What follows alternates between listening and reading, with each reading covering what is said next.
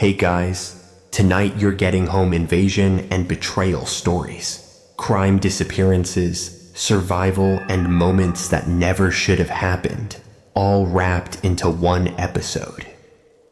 This video uses soft rain audio to help you relax or drift to sleep, even as the stories pull you deeper. If this is your kind of vibe, hit like, subscribe, and tell me where you're listening from and what time it is right now.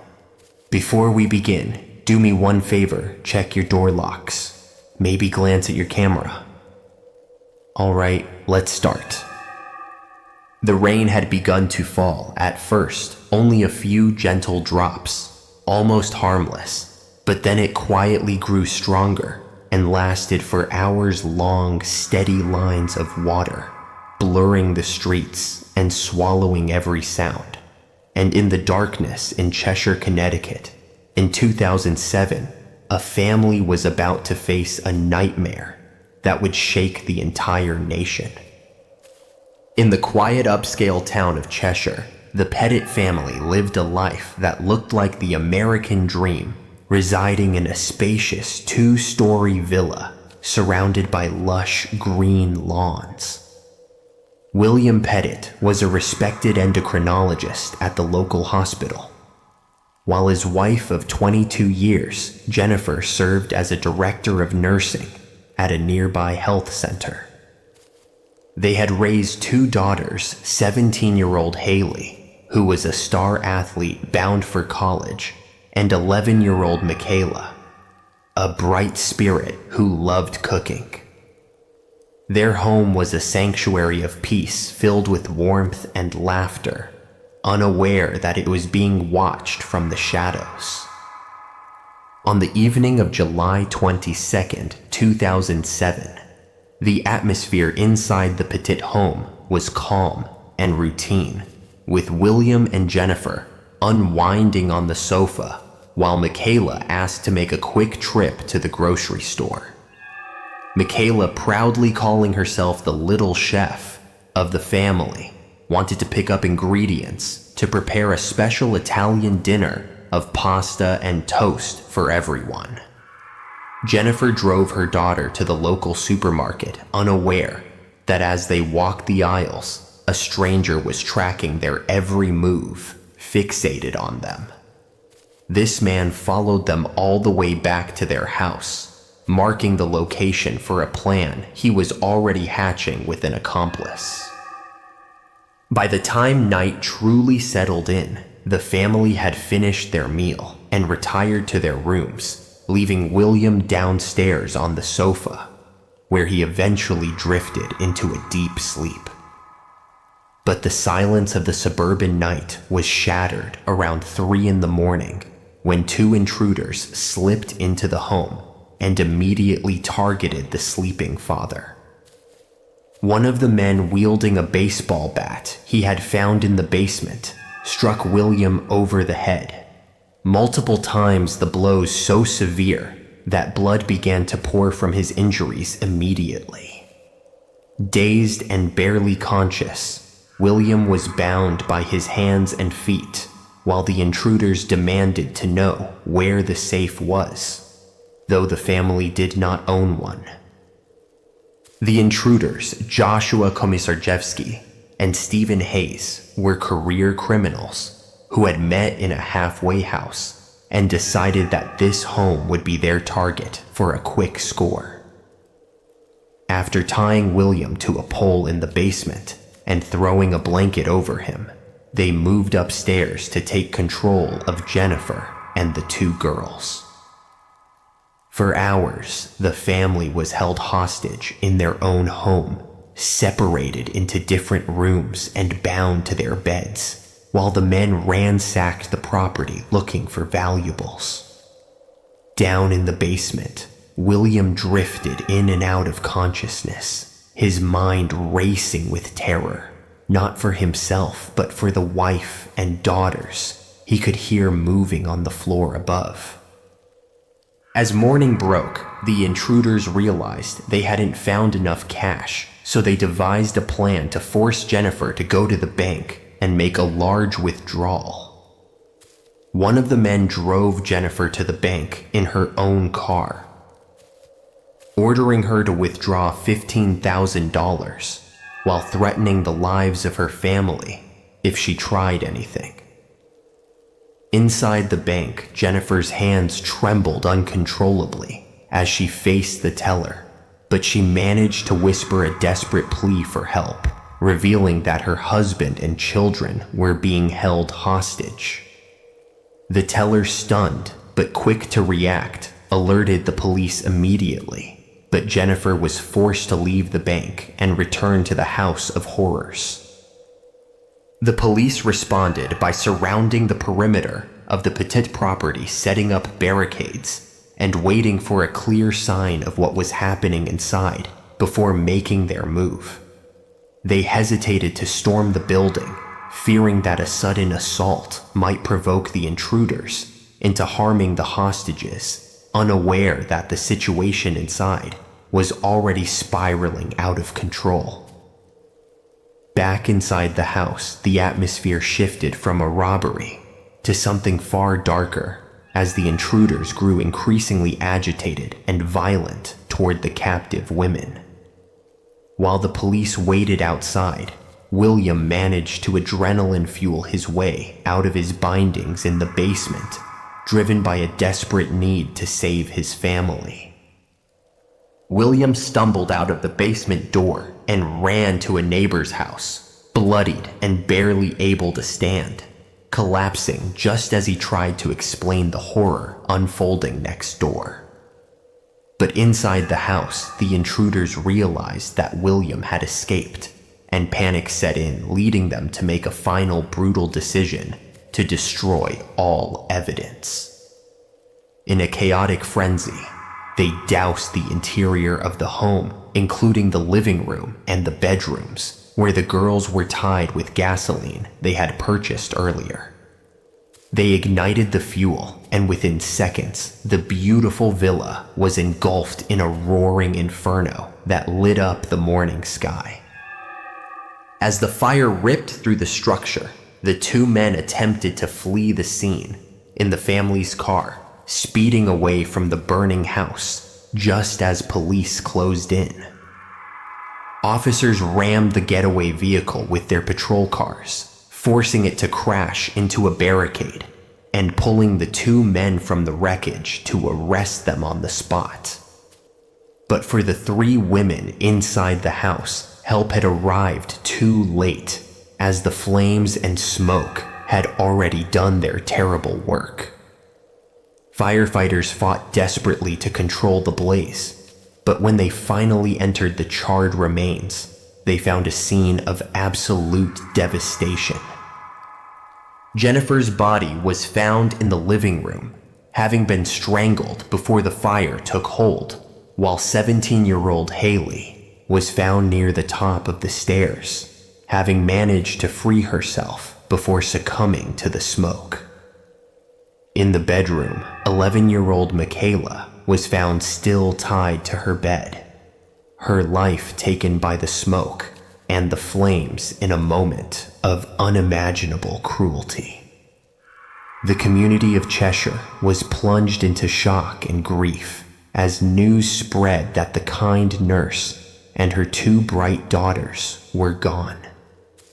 Only William survived the physical injuries, but he woke up in the hospital to the crushing reality that his entire world had been incinerated. The trial that followed exposed the twisted backgrounds of Joshua Komisarjevsky and Stephen Hayes, revealing a history of burglary addiction and deep psychological instability.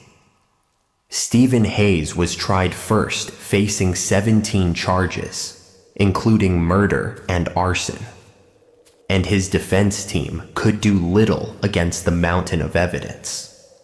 He was found guilty and sentenced to death, a verdict that brought a temporary sense of justice to a state reeling from the brutality of the crime.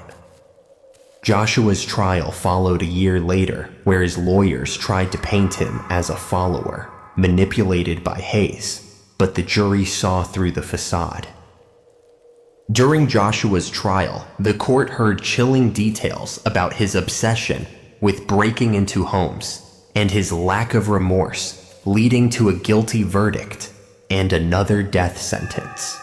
However, the legal saga was far from over, as Connecticut was in the midst of a fierce political debate regarding the abolition of capital punishment.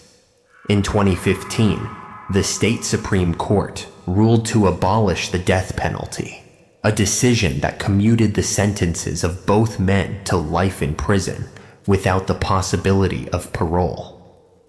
This ruling devastated Jennifer's family, and William, who felt that the justice system had ultimately failed to deliver the appropriate punishment for such heinous acts.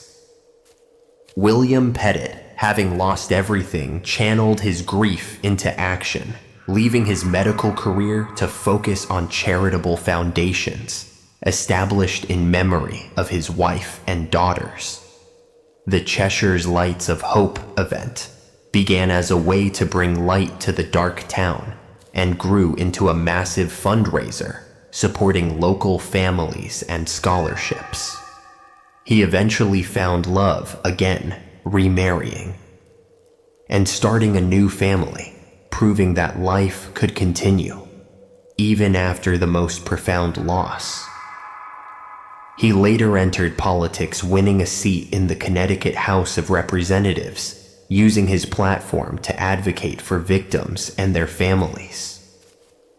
The house on the hill was demolished, the charred remnants cleared away to erase the physical scar from the neighborhood. In its place, a memorial park was built, a quiet garden dedicated to the three angels, ensuring that Jennifer Haley and Michaela would be remembered for their lives, not just their deaths. The horrific crime changed the town of Cheshire forever, leaving a legacy of pain, but also one of resilience and community strength. But while William Pettit found a way to rebuild his life from the ashes, another family in Ohio, who seemed to have the perfect life on television, was hiding secrets that would end in a very different kind of tragedy. The rain continues to fall, washing away the traces of the fire, but it cannot wash away the memories of what happened in that house. And as the scene fades, the silence is broken by the sound of a bluegrass banjo. In 2008, television audiences were introduced to the Stockdale family, a devout and musical clan from rural Ohio, who appeared on the reality show Wife Swap. To the outside world, they seemed like a wholesome throwback to a simpler time, a family of 4 talented sons who played bluegrass music with their parents and lived off the land. They rejected modern technology and pop culture, presenting a united front of faith, hard work, and harmony that won them fans and local fame. But the cameras also captured a rigid intensity in their lifestyle that hinted at the extreme pressure bubbling just beneath the surface of their smiling performances. The family lived on a secluded farm in Beach City, where Mother Kathy enforced a strict set of rules designed to protect her sons from what she viewed as a corrupt society. The boys were homeschooled to limit their exposure to outside influences, and entertainment, like television and video games, was strictly forbidden in the house. Their days were structured around chores and music practice, with a token economy system in place, where the boys had to earn every privilege they received. Kathy was unapologetic about her methods, stating clearly that she did not believe in leisure time or meaningless relationships for her children. Dating was completely off the table for the Stockdale boys, a rule that stood in stark contrast to the lives of typical American teenagers. On the show, 16-year-old Jacob famously remarked that he had never been on a date because there were better ways to get to know girls, reflecting his parents' intense oversight. The family dynamic was one of absolute control, where independent choices were limited, and the collective identity of the family band took precedence over individual desires.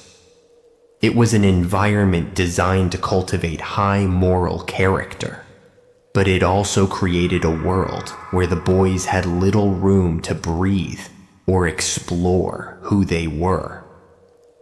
The fragility of this controlled environment was exposed during the show when the visiting mother, Lori Tonkovich, attempted to relax the house rules. When she offered the boys a small taste of freedom with video games and television. Jacob did not react with the curiosity one might expect from a teenager. Instead, he ran out of the house in tears, terrified and overwhelmed, telling Lori that his parents had taught him that engaging in such activities would cause him to burn in hell. It was a visceral reaction that showed just how deeply the fear of disobedience had been instilled in him. Years passed after their television appearance, and the family seemingly continued to thrive, winning bluegrass competitions and releasing albums.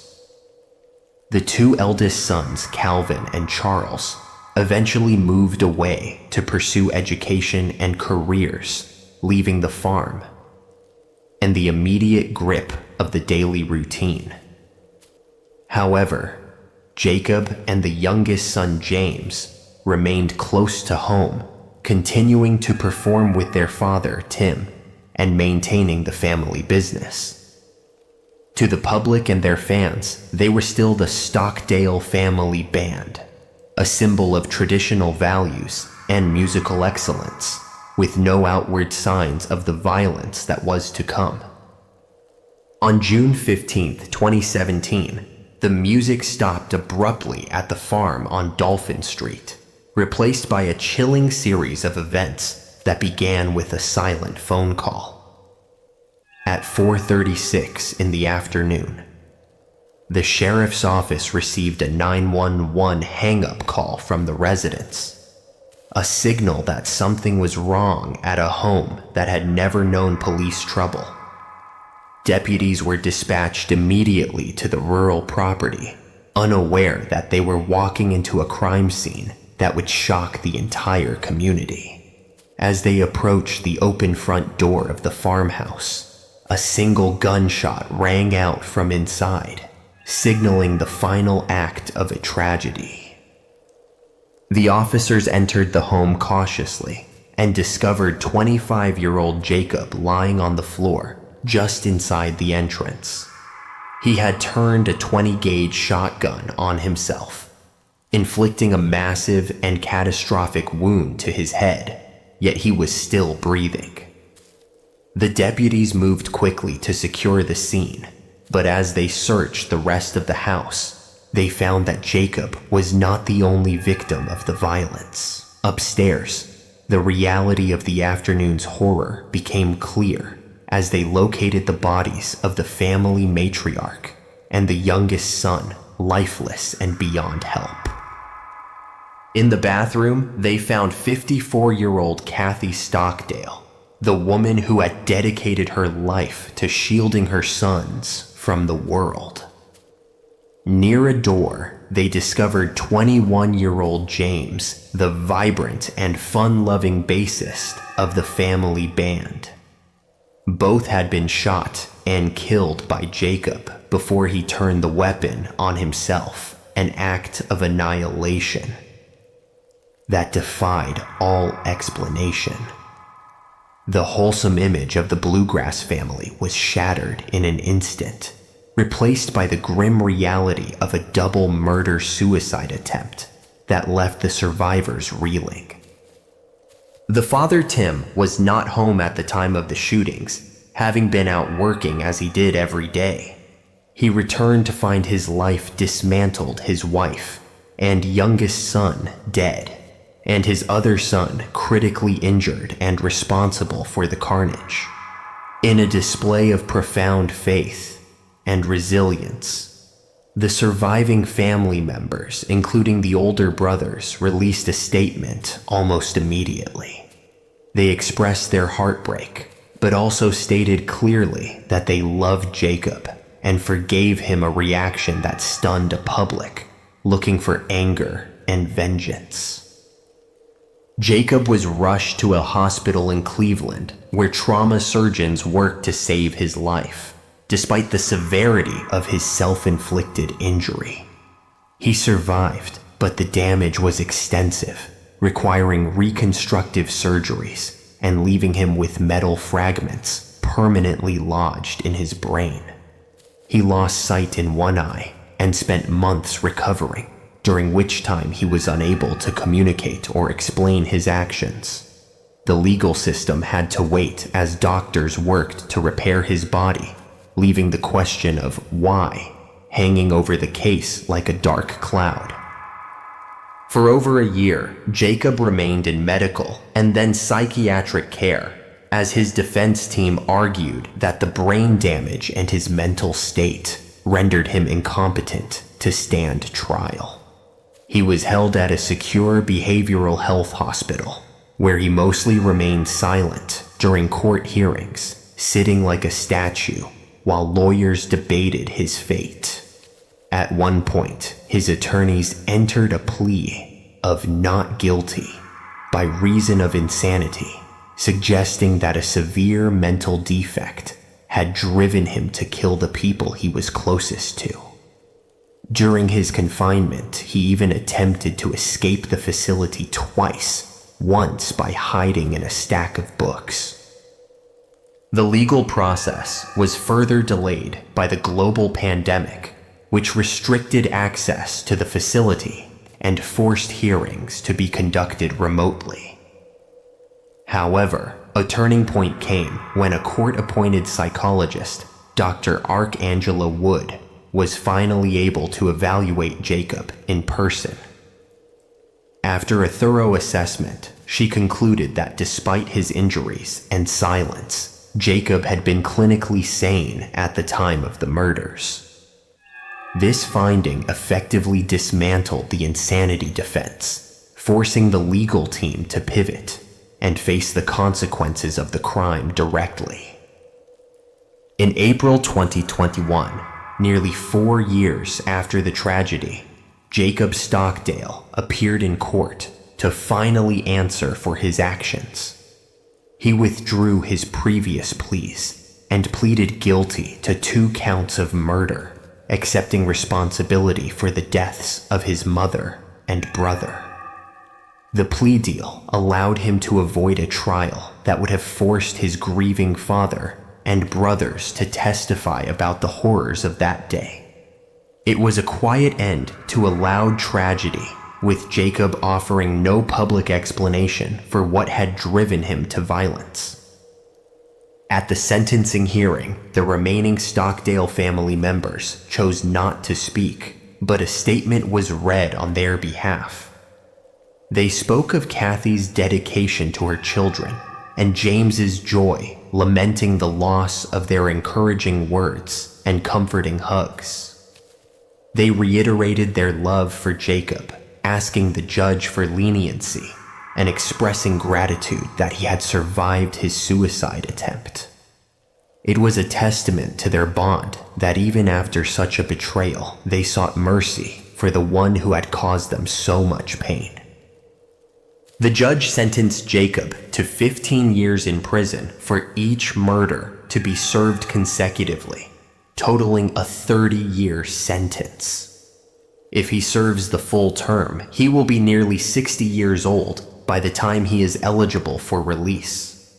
The sentence closed the legal chapter of the story, but it did little to resolve the mystery of the motive. To this day, the public, and even those close to the case, can only speculate about what snapped in the mind of the quiet, talented musician. Lori Tonkovich, the mother who had swapped lives with Kathy years earlier, spoke out after the tragedy, sharing her belief that the strict environment had played a role. She recalled how controlled the boys were, unable to make choices or experience the world, and felt that the pressure had eventually caught up to them.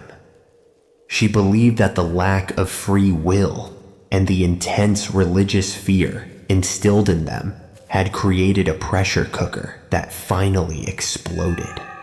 While it is only one perspective, it echoed the thoughts of many who had watched the family on screen. The truth of what happened inside the farmhouse on that June afternoon remains locked away with Jacob, the only survivor who knows the trigger. The family band that once traveled the country, spreading harmony, is now a memory stained by the violence that ended it. The strict walls built to keep the family safe from the world could not protect them from the darkness growing within their own home. It serves as a grim reminder that a perfect image often hides complex and painful realities. The Stockdale farm fell silent, the music replaced by a heavy grief that would linger for a lifetime. But nature has its own way of claiming lives in silence. Thousands of miles away from the Ohio farmlands, amidst the towering peaks of Montana, a newlywed couple was about to embark on a hike that would end in a terrifying fall. The wind howls through the canyons of Glacier National Park, carrying the secrets of a marriage that lasted only 8 days. The rugged landscape of Montana is known for its breathtaking peaks and dangerous cliffs, and it was here that a young romance seemed to be blooming. 24-year-old Cody Johnson was a man who loved the outdoors and had a passion for cars and making people laugh. He thought he had found his perfect match in Jordan Graham, a quiet and introverted woman who shared his love for religion. They married in June 2013, a summer wedding that should have been the start of a long life together. But just 8 days later, the fairy tale would end in a dark ravine. The wedding day itself had shown cracks in the foundation that few noticed until it was too late to stop the tragedy. Jordan had cried uncontrollably as she walked down the aisle, avoiding eye contact with her beaming groom. Friends later recalled that she seemed more excited about the wedding planning than the actual marriage itself. After the ceremony, they didn't go on a honeymoon, choosing instead to settle into their new life. But within a week, Jordan was already expressing deep regrets to her friends via text message. On Sunday, July 7th, Cody had made plans to go kayaking with family, but he canceled them at the last minute. He told his friends that Jordan had a special surprise for him, and he needed to be with her. That evening, the couple attended church services and then went for a late dinner with friends. They returned home, but the next morning, the usually reliable Cody failed to show up for work. His boss and friends knew immediately that something was wrong, as Cody never missed a shift without calling. Worried by his sudden absence, Cody's boss went to the house and found it empty, with no sign of a break-in. He found Cody's cell phone inside, which was alarming because Cody never went anywhere without it. When detectives asked Jordan what had happened, her story began to weave a complex and contradictory web. She claimed Cody had received a text from friends and left in a dark car with Washington license plates. She said he had gone for a joyride to race cars, something he loved to do, but the details were vague. Jordan played the part of the worried wife, but her actions didn't match someone whose husband had vanished. She didn't report him missing right away, claiming she thought he would come back eventually. As the search widened, she suddenly produced an email from a mysterious person named Carmen Tony. The email bluntly stated that Cody had gone hiking, fallen off a cliff, and was dead. It told her to call off the search because he was gone, a message that police found incredibly suspicious. Investigators tracked the digital footprint of the email and found that Carmen Tony did not exist. The IP address traced back to the home of Jordan's stepfather, proving she had written it herself. Meanwhile, phone records showed that Jordan and Cody were together in Glacier National Park that night. Her story about him leaving with friends in a dark car was falling apart rapidly. Police knew she was lying, but they needed to find Cody to prove exactly what had happened on the mountain. Jordan decided to lead her own search party into the vast wilderness of Glacier National Park. She directed friends and family to a very specific and dangerous location called the Loop Trail. She told them she had a feeling he was there, because it was a spot he had always wanted to see. Despite the sheer drop and the darkness of the ravine, she climbed over a retaining wall. She peered over the edge and shouted that she could see a body face down in the water hundreds of feet below. Park rangers had to use a helicopter to reach the treacherous spot where Jordan claimed to see him. At the bottom of the 300-foot drop, they found the lifeless body of Cody Johnson. He was face down in the shallow water, just as she had described from the road far above. Near his body, they found a piece of black cloth that looked like it could be a blindfold. This discovery added a chilling layer to the surprise that Jordan had mentioned to Cody before they left the house. With the body recovered and the fake email debunked, investigators brought Jordan in for serious questioning. She continued to change her story, unable to keep her lies straight under pressure. Confronted with the phone records placing her at the park, she finally broke down. She admitted they had argued intensely on the cliff edge about her unhappiness in the marriage. She claimed it was an accident, a heat-of-the-moment reaction to a fight that had spiraled out of control in the dark. Jordan told the FBI that during the argument, Cody grabbed her arm and she pulled away angrily. She said she turned around and shoved him hard with both hands, sending him over the edge. She didn't look to see where he landed, nor did she call for help or scream. Instead, she got back into her car and drove home, leaving her husband dead in the canyon. She went to work the next day and acted as if nothing had happened, texting friends and living her life. Prosecutors charged Jordan Graham with first-degree murder, believing the act was premeditated and cold. They pointed to the blindfold cloth found near the body as evidence of a sinister plan. They argued she lured him there with the promise of a surprise to kill him. Her defense team insisted it was a tragic accident caused by a young woman in distress. As the trial began, Jordan's friends testified about her cold demeanor and the texts she sent regretting the marriage. Just as closing arguments were set to begin, the case took a sudden and unexpected turn. Jordan agreed to a plea deal to avoid the risk of a life sentence for first-degree murder. She pleaded guilty to second-degree murder, admitting she recklessly caused Cody's death. The courtroom was stunned as she stood before the judge and finally accepted responsibility. It was a hollow victory for Cody's family, who felt that she had planned the murder all along.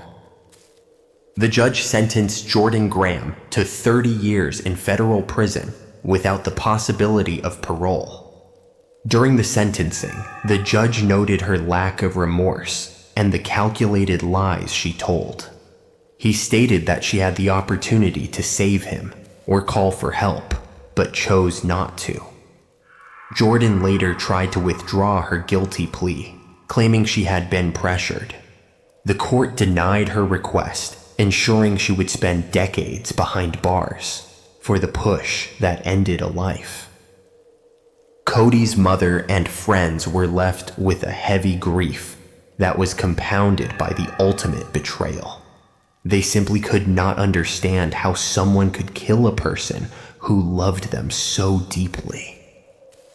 They remembered Cody as a generous soul who would have granted her a divorce if she had just asked him. Instead, she chose a path of violence that destroyed 2 families in a single instant. The pain of knowing he died alone at the bottom of a dark cliff haunted them every day. The winds that howl through the canyons of Glacier National Park still carry the echo of that tragic fall. Jordan sits in a prison cell while Cody rests. In the ground, his life cut short by a shove. But while the mountains hide their secrets in silence, the digital world leaves a trail that never disappears. Thousands of miles away in Australia, a teenage girl was logging onto her computer, unaware that the boy she was falling in love with did not exist at all. In the quiet town of Stirling in South Australia, 14-year-old Carly Ryan lived a life that revolved around her incredibly close bond with her mother, Sonia. They were more than just parent and child. They were best friends who navigated life's challenges together, with Carly often acting as the entertainer who filled their home with laughter and energy. As she entered her teenage years, she began exploring the exciting new frontier of social media, joining platforms like MySpace and Vampire Freaks to expand her circle. It was a digital world full of promise and connection, but it was also a place where predators could hide in plain sight. Online, Carly met a 17-year-old musician from Melbourne named Brandon Kane, a charming boy who seemed to understand her perfectly and shared her interests. They spent hours talking day and night, their relationship blossoming into a deep infatuation that thrilled the young teenager who was experiencing love for the first time.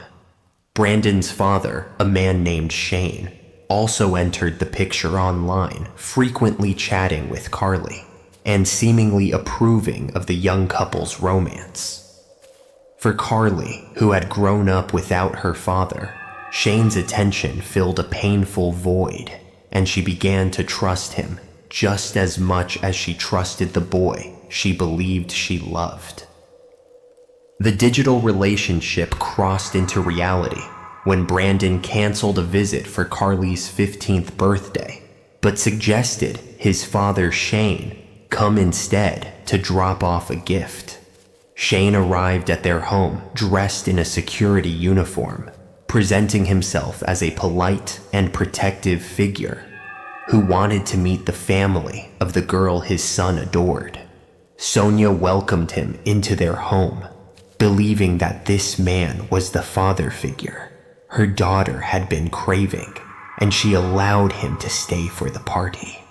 However, as the night wore on, his behavior turned possessive, clinging to Carly's side throughout the festivities in a way that made the other guests uncomfortable. As the evening came to a close, Shane mentioned he would find a hotel, but Sonia, feeling hospitable toward her daughter's future in-law, insisted he stay in the spare room. It was a decision she would regret the next morning when she woke up early and walked past her daughter's bedroom door. To her absolute horror, she found Shane asleep on Carly's bed, fully clothed on top of the covers, while Carly and her friends were sleeping in the same room. The sight of a grown man sleeping in a teenage girl's room shattered Sonia's trust instantly, and she knew she had to remove him from their lives immediately. Terrified by what she had seen, Sonia immediately threw Shane out of the house and banned Carly from having any further contact with him or his son Brandon. She cut off the internet connection and confiscated Carly's phone, desperate to break the hold these strangers had on her vulnerable daughter. But the pull of the relationship was too strong for the teenager, who felt her heart was being torn apart by her mother's strict new rules. Sonia even received vicious emails from Shane, threatening legal action, calling her pathetic, and warning that Carly would eventually run away to be with them, regardless of what she did. Weeks passed, and the tension in the house seemed to dissipate, leading Sonia to believe that the danger was finally over. When Carly asked to go on a sleepover with a friend, Sonia agreed, sharing 4 long hugs with her daughter before watching her walk down the street. It was a moment of pure love, the last time Sonia would ever hold her daughter or hear her voice say goodbye. Carly never made it to her friend's house, having secretly arranged to finally meet Brandon and Shane in person at a coastal town called Port Elliot, 80 kilometers south of Adelaide. The next morning, the silence of the coast was broken when a body was discovered floating face down in the shallow water at Horseshoe Bay. The girl was battered and lifeless, her jewelry scattered across the sand signs of a violent struggle that had taken place near the water's edge. A pathologist quickly confirmed that this was no accidental drowning, noting multiple injuries consistent with a brutal attack. When Sonia was called to identify the girl, she prayed it was a mistake, but the moment she saw the bright nail polish, she knew her beautiful daughter was gone forever. As the community of Adelaide reeled from the news, investigators began to piece together the final movements of the teenager using CCTV footage from the area. Cameras captured Carly walking down a boardwalk in the company of 2 males, one older and one younger, just hours before she was found dead. Witnesses reported seeing a pale blue car with the security badge in the window parked near the beach, a detail that matched the description of the vehicle Shane drove. Sonia told the police everything she knew about Brandon and Shane, sparking a manhunt for the father and son who had destroyed her life. Detectives traced the phone numbers and online profiles, leading them to a cabin park in a nearby suburb where the 2 men had stayed. The trail eventually led them to a home in Melbourne, but the name on the lease was not Shane, nor was it linked to anyone named Brandon Kane. The house belonged to a 48-year-old man named Gary Newman, a father of 3 with no apparent connection to the music industry. When police raided the property, they found the blue car parked outside, complete with the fake security badge that had been seen by witnesses at the beach. Inside Gary Newman's home, investigators uncovered a disturbing command center that revealed the true depth of his deception. They found notebooks filled with passwords and login details for over 200 fake online personas, including both Brandon Kane and Shane. Gary Newman was not just the father, he was the boyfriend, the friend, and the confidant, puppeteering every interaction Carly had online.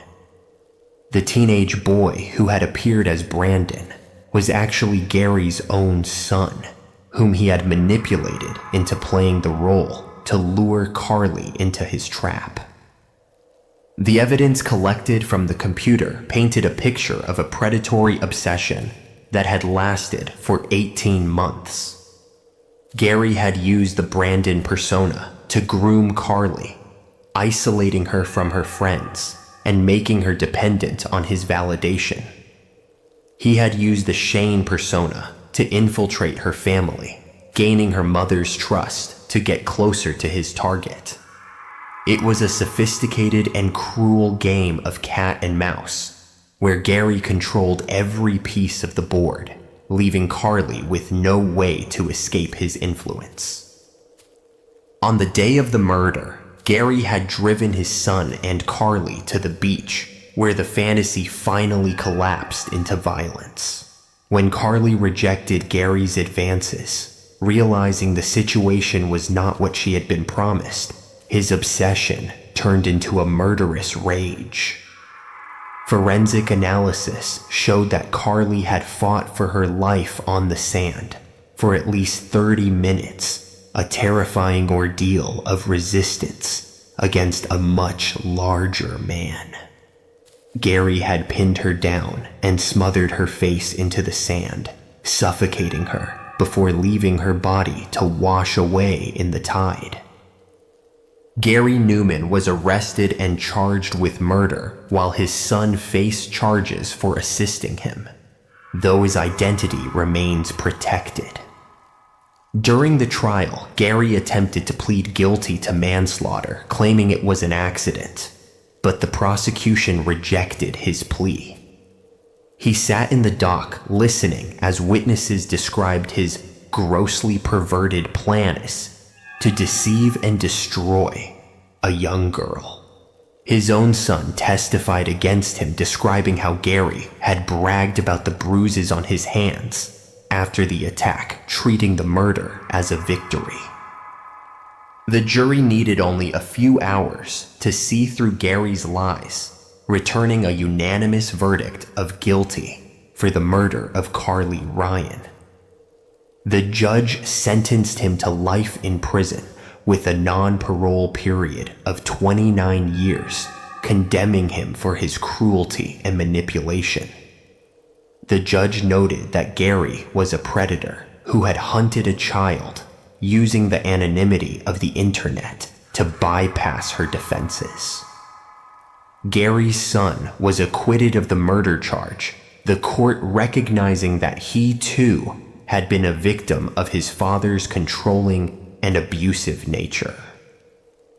The case of Carly Ryan became a watershed moment in Australia, highlighting the emerging dangers of social media and online grooming.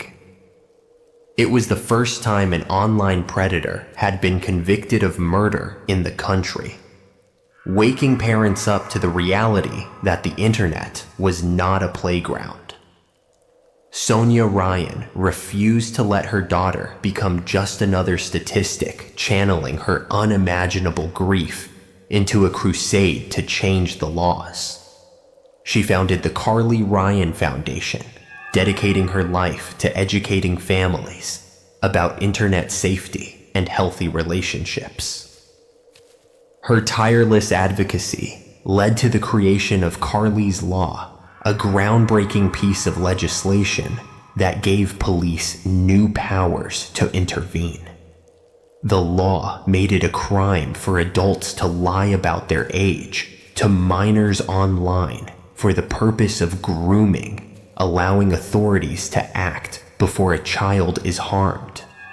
Sonia traveled the country sharing Carly's story in schools and communities, ensuring that no other mother would have to endure the pain of losing a child to an online phantom. Her work has saved countless lives, turning a tragedy into a legacy of protection. A patchwork quilt made from Carly's favorite clothes was hung in Parliament, a symbol of the decade-long fight for justice and change. It serves as a reminder of the vibrant girl who loved music and laughter, whose life was stolen by a man hiding behind a screen. Sonia continues to fight, knowing that Carly is looking down on her proud, that her suffering was not in vain. The foundation remains a beacon of hope, proving that even in the darkest of times, a mother's love can light the way for others. The ocean at Horseshoe Bay remains calm, hiding the memory of a young life stolen by deception. But danger does not always come from strangers on the internet. In the prestigious halls of Yale University, a brilliant student was preparing for her wedding day, unaware that a threat was walking the corridors right beside her. The halls of the Ivy League are supposed to be sanctuaries of higher learning and safety. But in 2009, Yale University became the setting for a crime that shocked the academic world. Annie Lee was 24 years old, a brilliant doctoral student in pharmacology who seemed to have the world at her feet. She was described by everyone who knew her as a tiny dynamo standing barely 5 feet tall, but packed with tenacity, intelligence, and a smile that could light up a room. Her classmates had voted her most likely to be the next Einstein, a testament to the incredible academic future that lay ahead of her. In just 5 days, on September 13th, Annie was set to walk down the aisle to marry her college sweetheart, Jonathan Wadowski.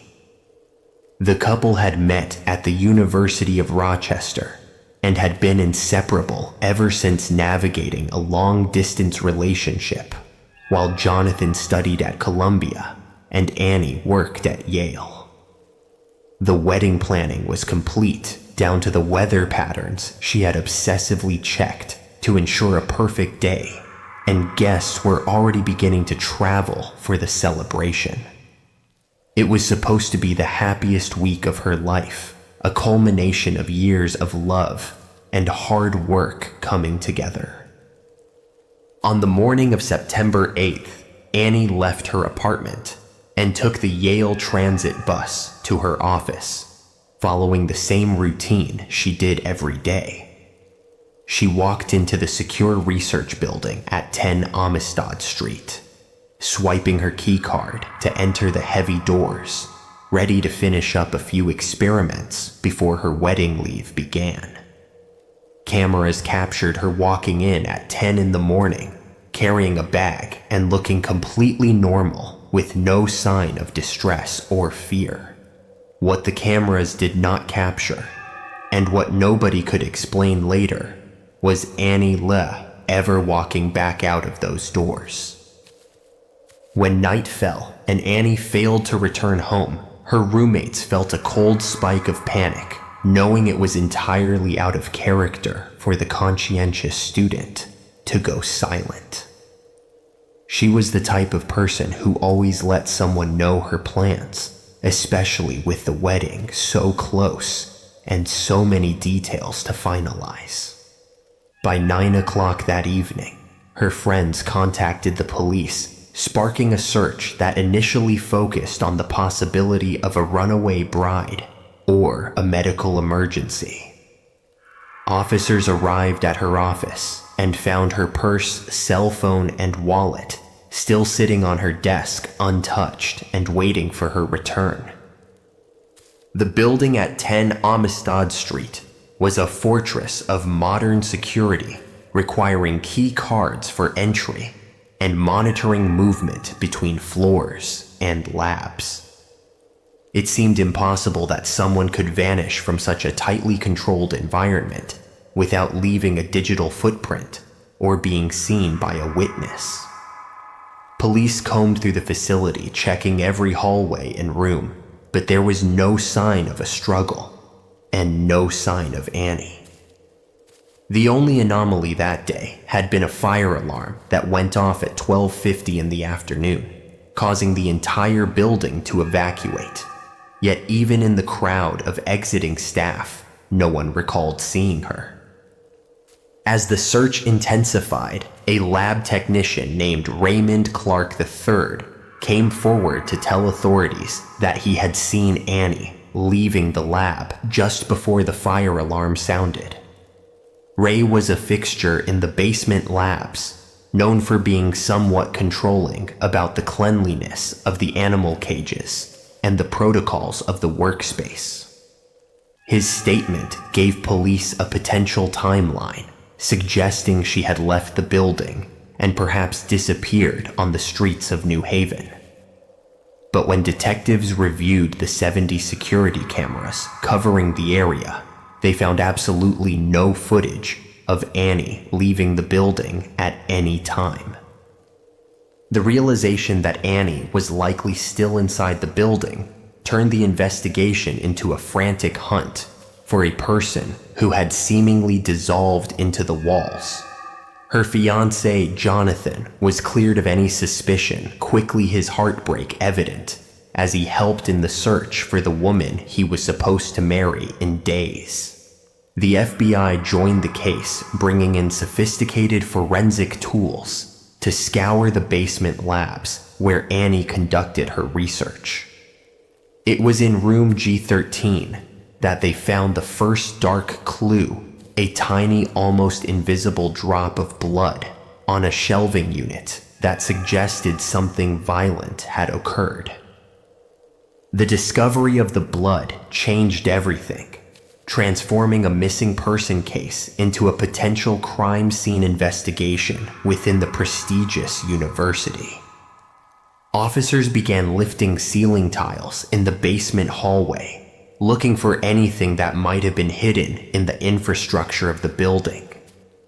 Above the drop ceiling, they found a bloody sock and a blue rubber glove, evidence that someone had tried to conceal the aftermath of a struggle. They brought in cadaver dogs, which immediately alerted to a scent of decay near the locker rooms and a wall panel in the basement lab area. On September 13th, the very day Annie should have been walking down the aisle in her wedding dress, police made a gruesome discovery behind a metal utility panel. Stuffed upside down into the wall cavity, in a space barely big enough to hold a person, was the decomposing body of Annie Lee. The brutality of the concealment shocked even the seasoned detectives, who realized the killer had to have intimate knowledge of the building's layout. The medical examiner later determined she had died from traumatic asphyxiation and strangulation, suffering a broken jaw and collarbone in a violent fight for her life. The location of the body and the security of the lab meant the killer had to be someone with access, an insider who belonged in that space. Police turned their attention back to the digital logs, analyzing the key card swipes for the day Annie disappeared. The data showed that the lab technician, Ray Clark, had swiped into the room where Annie was working, and the room where she was found a staggering 55 times that day. It was a frenzied pattern of movement that stood out against the routine activity of the lab, painting a picture of someone frantically moving back and forth to hide a crime. Ray Clark had a reputation among the students and researchers as a stickler for rules, often getting angry if the lab space wasn't maintained to his standards. He had previously emailed Annie to complain about dirty mice cages, a trivial work dispute that investigators theorized might have sparked a fatal rage. On the day of the murder, Clark was seen scrubbing the floor of the lab with an intensity that observers found unusual.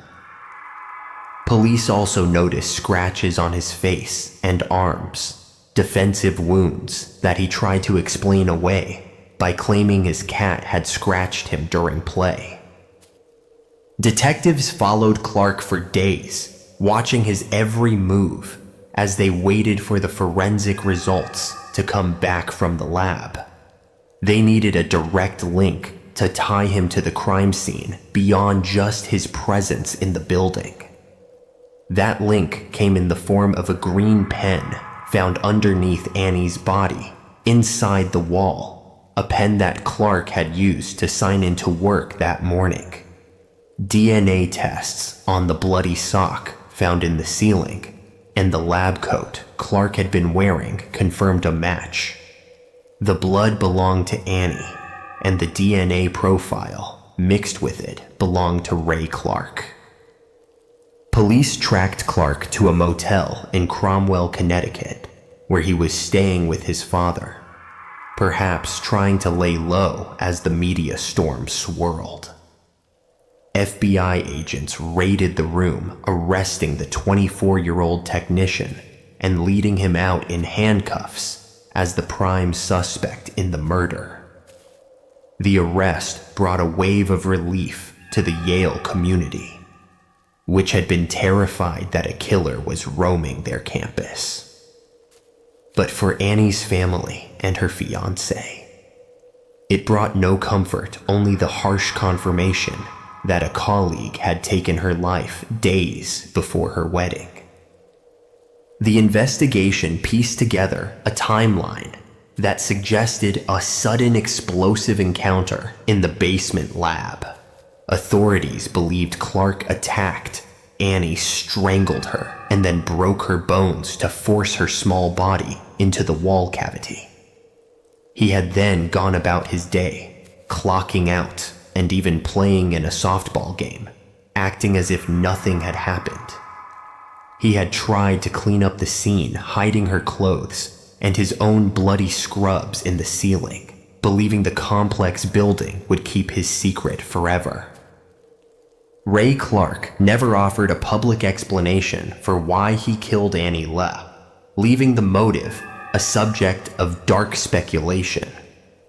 Some theorized it was a workplace argument that spiraled out of control, while others wondered if he harbored a secret obsession with her. Police found he had opened a mass email Annie sent about her upcoming wedding, fueling thoughts of jealousy. Ultimately, he pleaded guilty to murder and attempted sexual assault to avoid a trial, accepting a sentence of 44 years in prison. At his sentencing, Clark's father spoke of his son's remorse, claiming Ray sobbed uncontrollably in private.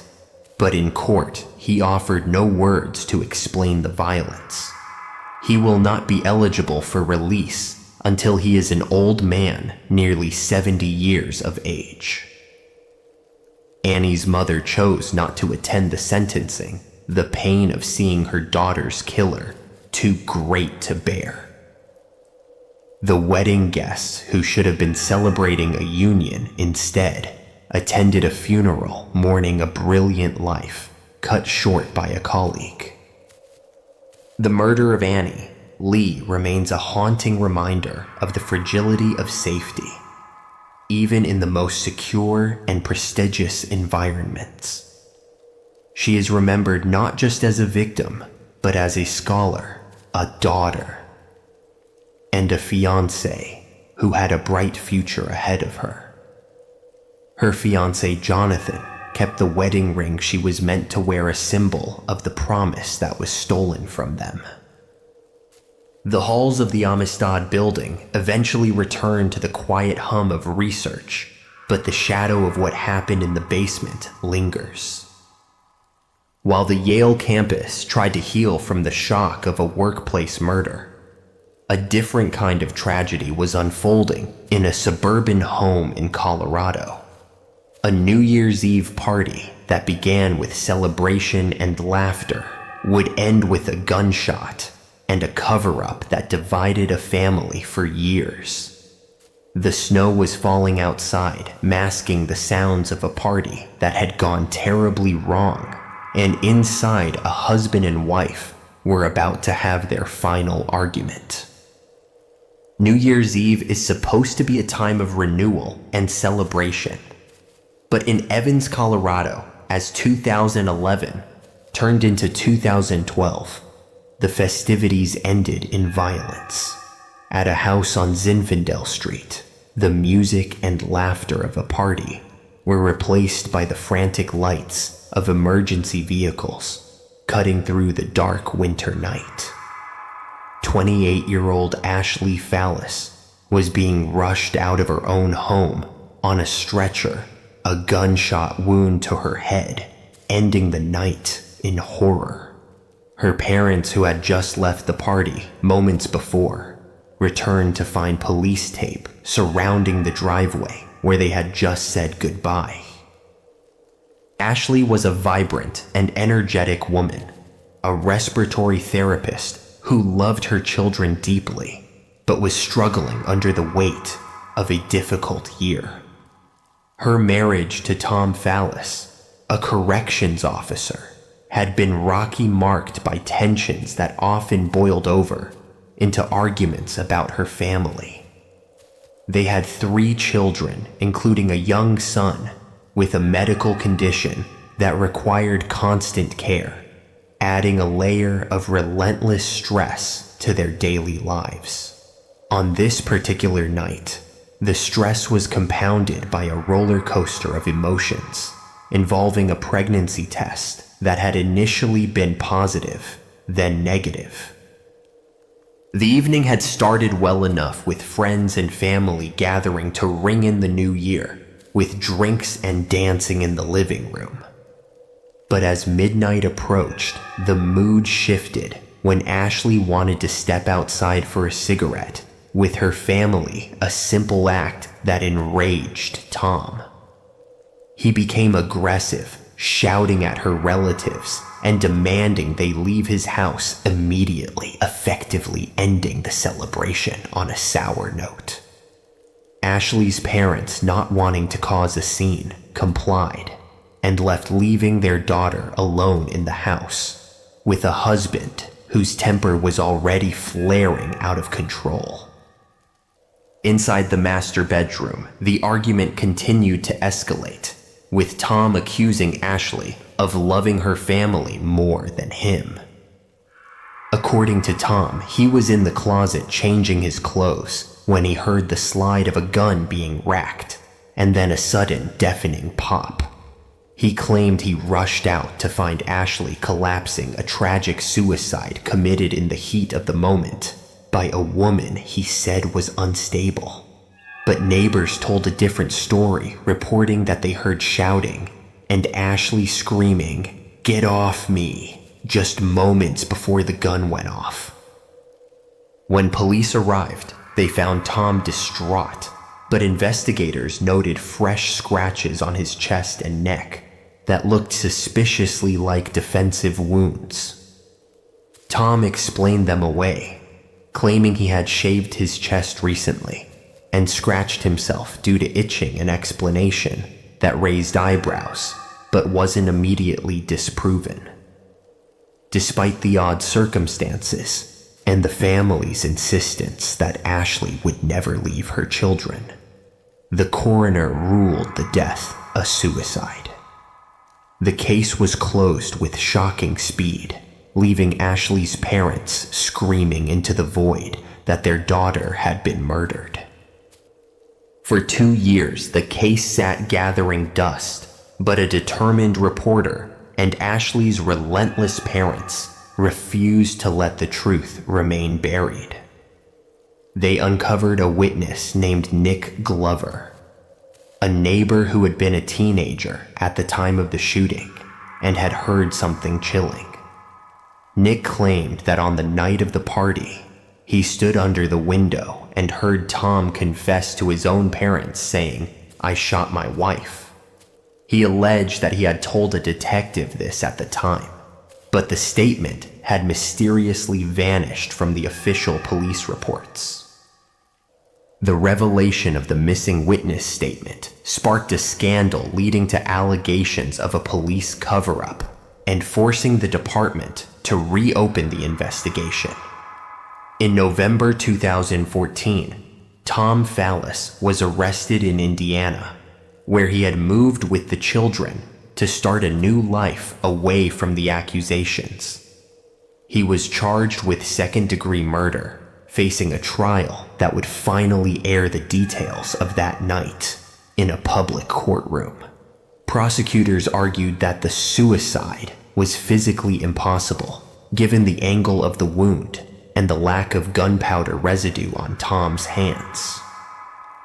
The trial became a battle of experts, with the defense painting a picture of a troubled woman pushed to the brink by mental health struggles and medication changes. They brought up family history and previous suicidal ideation, arguing that Ashley was a ticking time bomb who made a tragic choice. The prosecution countered with the testimony of Nick Glover and the physical evidence of a struggle in the bedroom, including pictures knocked off the walls. But the defense attacked Glover's credibility, pointing out that he had continued to socialize with Tom long after allegedly hearing him confess to murder. After weeks of testimony and intense media scrutiny, the jury retired to decide whether Tom was a grieving husband or a cold-blooded killer. They returned with a verdict that stunned Ashley's family not guilty, clearing Tom of all charges and allowing him to walk free. The defense had successfully planted enough reasonable doubt, suggesting that the police investigation had been flawed from the start, but not in the way the prosecution claimed. Tom left the courthouse a free man, but the cloud of suspicion that had followed him for years did not dissipate with the verdict. Ashley's parents were left devastated, forced to accept a legal outcome that contradicted everything they believed in their hearts. Tom raised the children alone, maintaining his innocence and telling them their mother's death was a tragic accident.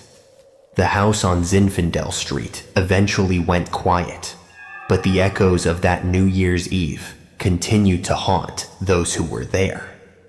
While the courts settled the matter in Colorado, a different kind of justice was being sought in Texas, where a man in a black mask was hunting down the people who represented the law itself. On the morning of January 31st, 2013, the small town of Kaufman, Texas, woke up to a violent shock that shattered its sense of safety. Mark Haase, a 57-year-old assistant district attorney, known for his toughness and his colorful sweaters, was walking toward the county courthouse just as he did every day. He was a man who had spent his career putting bad people behind bars, often carrying a gun for his own protection. But on this morning, he never had the chance to reach for it. As he stepped out of his vehicle, a masked man dressed entirely in black approached him rapidly, and a brief heated exchange of words took place on the quiet street.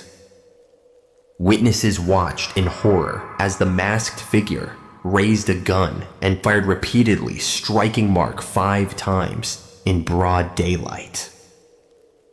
In his final moments, the prosecutor was heard shouting, "I'm sorry," over and over again, a chilling apology that suggested he knew exactly who his killer was and why this was happening.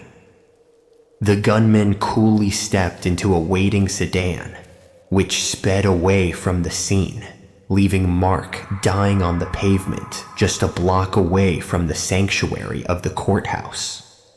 The professional nature of the hit, with no shell casings left behind, suggested a level of planning that terrified the local law enforcement community. The assassination of a prosecutor is an incredibly rare event in the United States, and the brazen nature of the attack sent the district attorney's office into a state of high alert. District Attorney Mike McClelland, Mark's boss and close friend, vowed to find the scum responsible, addressing the killers directly in a press conference with a palpable rage. Investigators initially suspected the Aryan Brotherhood, a white supremacist gang that Mark had recently prosecuted, fearing that this was a retaliatory strike against the justice system itself.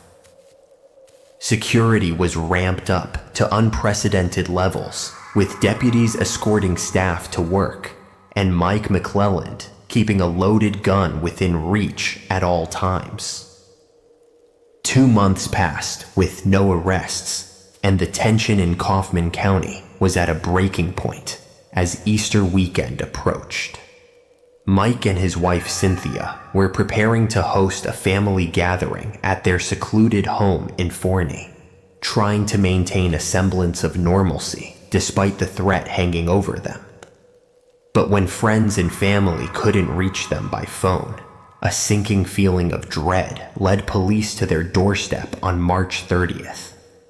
Inside the home, they found a scene of carnage that confirmed their worst fears. The district attorney and his wife had been gunned down in their own living room.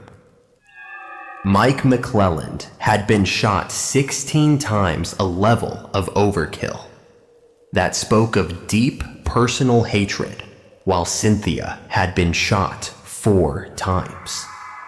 Unlike the hit on Mark Hassa, the killer had been sloppy this time, leaving shell casings scattered across the floor, providing the first real forensic clues. The discovery that the killer had entered the home without forced entry suggested that Mike, a man on high alert, had likely known the person at the door or had been tricked into opening it. The murders of the top 2 prosecutors in the county decapitated the local justice system and turned the investigation into a desperate hunt for a domestic terrorist. A tip line received a chilling anonymous email shortly after the murders demanding the resignation of a local judge and threatening more violence if the demand was not met. The message read, "Do we have your attention now?" confirming that the attacks were indeed targeted and far from over. As investigators sifted through the list of people Mark and Mike had prosecuted, one name kept surfacing, not a gang member, but a former justice of the peace. Eric Williams was a disgraced former judge who had been prosecuted by the pair a year earlier for the theft of computer monitors from a county building. At the time, the theft case seemed minor, a petty crime that ended with Eric losing his law license, and his position a humiliation that festered into a murderous rage. When police first questioned him after Mark's death, Eric had played the part of the innocent, claiming he was at home with an injury, but now the spotlight was firmly back on him. A search of his home revealed a staggering arsenal of weapons, but it was a storage unit rented by a friend on Eric's behalf that blew the case wide open. Inside, detectives found a white Crown Victoria car, matching the description of the getaway vehicle, along with a stockpile of guns, police uniforms, and even a jar of homemade napalm. The evidence against Eric was mounting, but the police needed to know who had driven the getaway car, as witnesses had seen a driver waiting for the shooter. They turned their attention to Eric's wife, Kim Williams, a woman who initially seemed frail and controlled by her domineering husband. Under intense questioning, Kim broke down and confessed to everything, revealing a plot of revenge that was as pathetic as it was deadly. She admitted to driving the car while Eric executed Mark Hassa, and she described waiting outside while he slaughtered the McClellands in their home.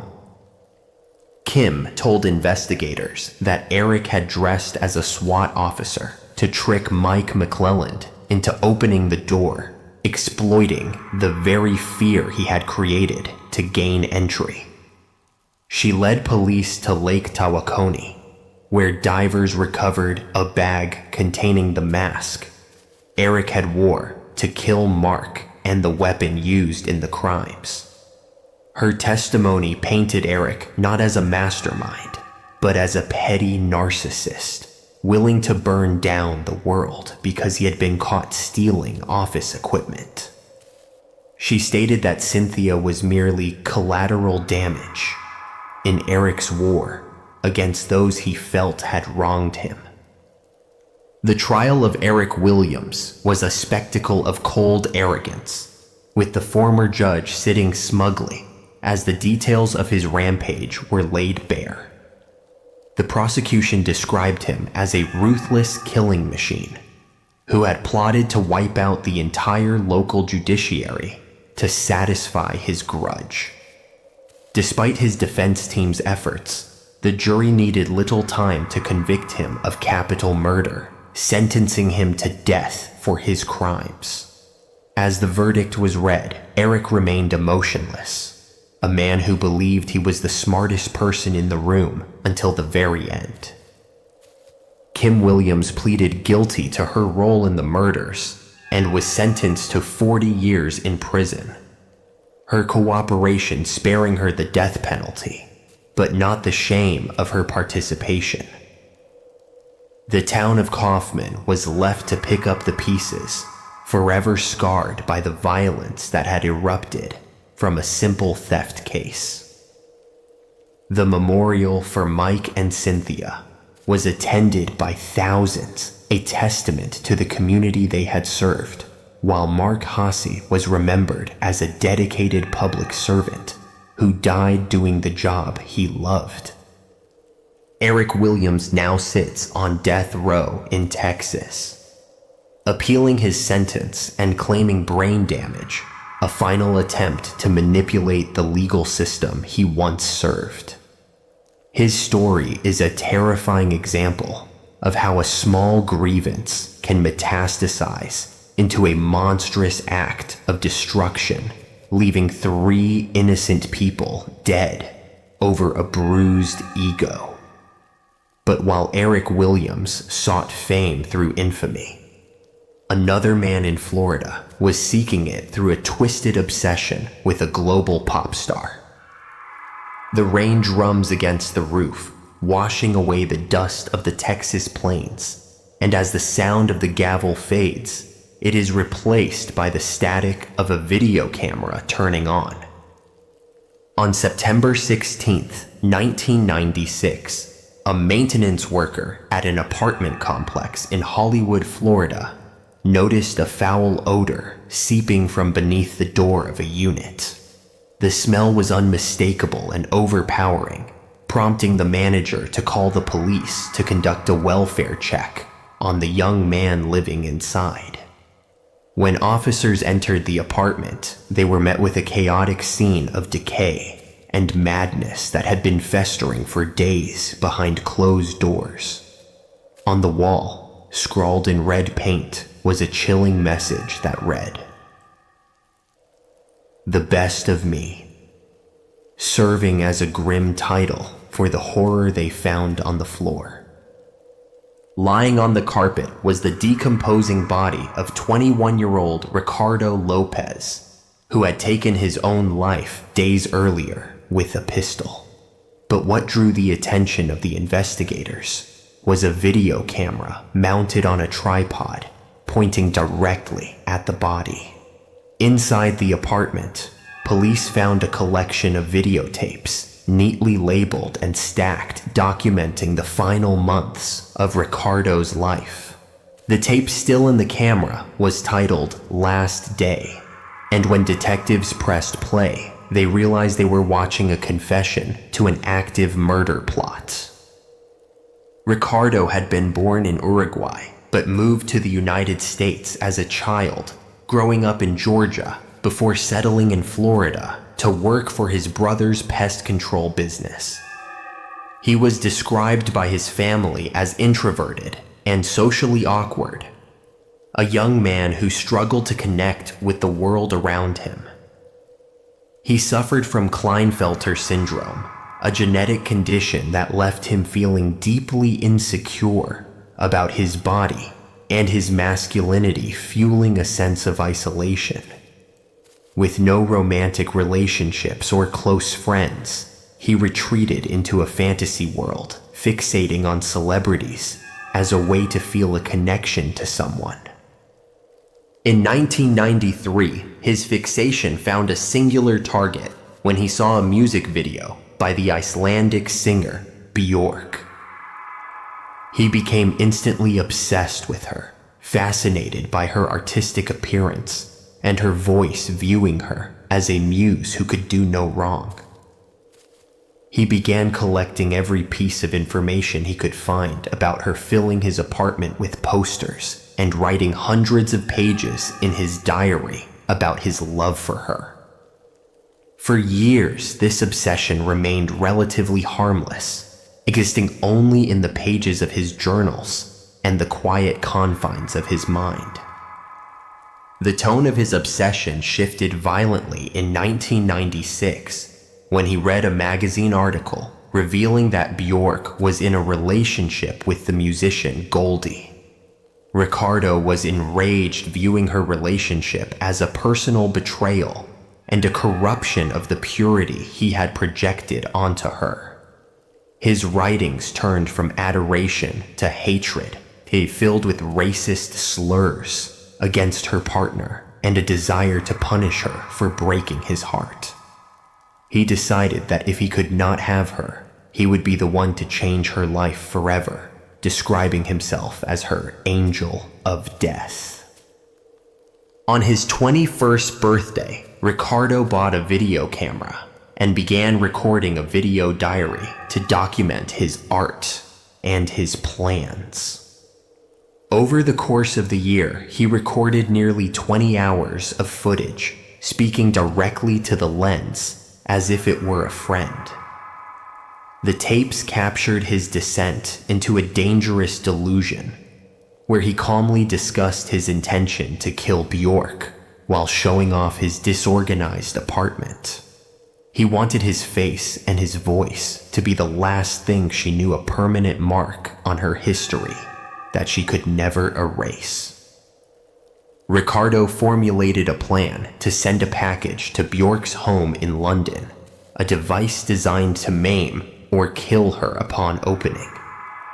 He initially considered a bomb filled with HIV-contaminated needles, but realized it was too complex to build reliably. He settled on a hollowed-out book rigged with a sulfuric acid bomb designed to spray the corrosive liquid into her face the moment she opened the cover. He spent weeks constructing the device, testing the mechanism and the acid, all while the camera rolled, documenting every step of the construction. To ensure the package would reach the singer, he crafted a fake letter from a record executive, claiming the book was a script for a potential film role. He believed the promise of a career opportunity would be enough to bypass her security and get the bomb directly into her hands. His video diaries showed him practicing how he would mail it, obsessing over the details to ensure nothing would stop his package from reaching its destination. He was lucid and articulate, explaining his logic with a terrifying calmness that made the threat even more real. On the morning of September 12, 1996, Ricardo took the finished bomb to a local post office and mailed it to London. He returned to his apartment knowing that the clock was now ticking and that his own time was running out. He had decided long ago that he would not face prison for his actions, and that his death was the final part of his masterpiece. He set up the camera for one last recording, preparing to end his life in a way that would force the world to look at him. The final tape showed Ricardo shaving his head, leaving only a patch of hair, and painting his face with red and green grease paint. He looked into the lens, his appearance now transformed into something monstrous, and declared that he was ready to die. He put on Bjork's music, turning the volume up so that her voice would be the soundtrack to his final moments. He sat in front of a sign he had painted, took a deep breath, and whispered, "This is for you," before pulling the trigger. When the police watched the Last Day tape 4 days later, they realized with horror that the bomb was still making its way through the international mail system. They immediately contacted Scotland Yard in London, warning them that a lethal package was en route to the singer's residence. The timeline was tight, as the package had been in transit for days and could be delivered at any moment. British police intercepted the mail at a sorting facility in South London, locating the heavy book before it could reach Bjork's home. Bomb disposal experts took the package to a secure location and detonated it safely, confirming that the device was functional and deadly. If Bjork had opened it, the sulfuric acid would have caused catastrophic injuries, or death, just as Ricardo had intended. Bjork was at home recording when she received the news, completely unaware that a man she had never met had spent months plotting her destruction. She was deeply shaken by the revelation, later expressing sorrow for Ricardo's family while trying to process the violation. The tapes were released to the media, providing a disturbing insight into the mind of a stalker and changing the way celebrities handled their security and mail. Ricardo Lopez had succeeded in becoming a part of Bjork's history, but only as a cautionary tale of obsession and mental illness. His apartment was cleaned, the writing scrubbed from the walls, but the footage he left behind remains a chilling testament to his final days. While Ricardo sought fame through destruction in a messy apartment, a pilot in Greece was plotting a murder in a pristine villa, intending to fool the entire world with a lie. The call came in the early hours from a maisonette in Glika Nera, an upscale suburb of Athens, reporting a robbery that had turned into a slaughter. When police arrived, they were met with a scene of calculated cruelty that sickened even the most hardened officers. Hanging from the staircase banister by its own leash was the family's 7-month-old husky Roxy, choked to death to silence its barking. Upstairs, they found 33-year-old helicopter pilot Babis Anagnostopoulos bound to the floor, his eyes and mouth taped shut, struggling to breathe. But the true horror lay on the bed where 20-year-old Caroline Crouch lay lifeless, her face frozen in the terror of her final moments. Next to her body, crying and hitting her mother in a vain attempt to wake her, was the couple's 11-month-old daughter, Lydia. Babies told the officers that a gang of ruthless foreign thieves had broken in around 5 in the morning, demanding the location of the family's hidden cash. He claimed they had held a gun to his baby's temple, forcing him to reveal where they kept their savings. The pilot recounted a harrowing tale of 3 hooded men who spoke broken Greek, describing how they had tied him up and then turned their violence on his young wife.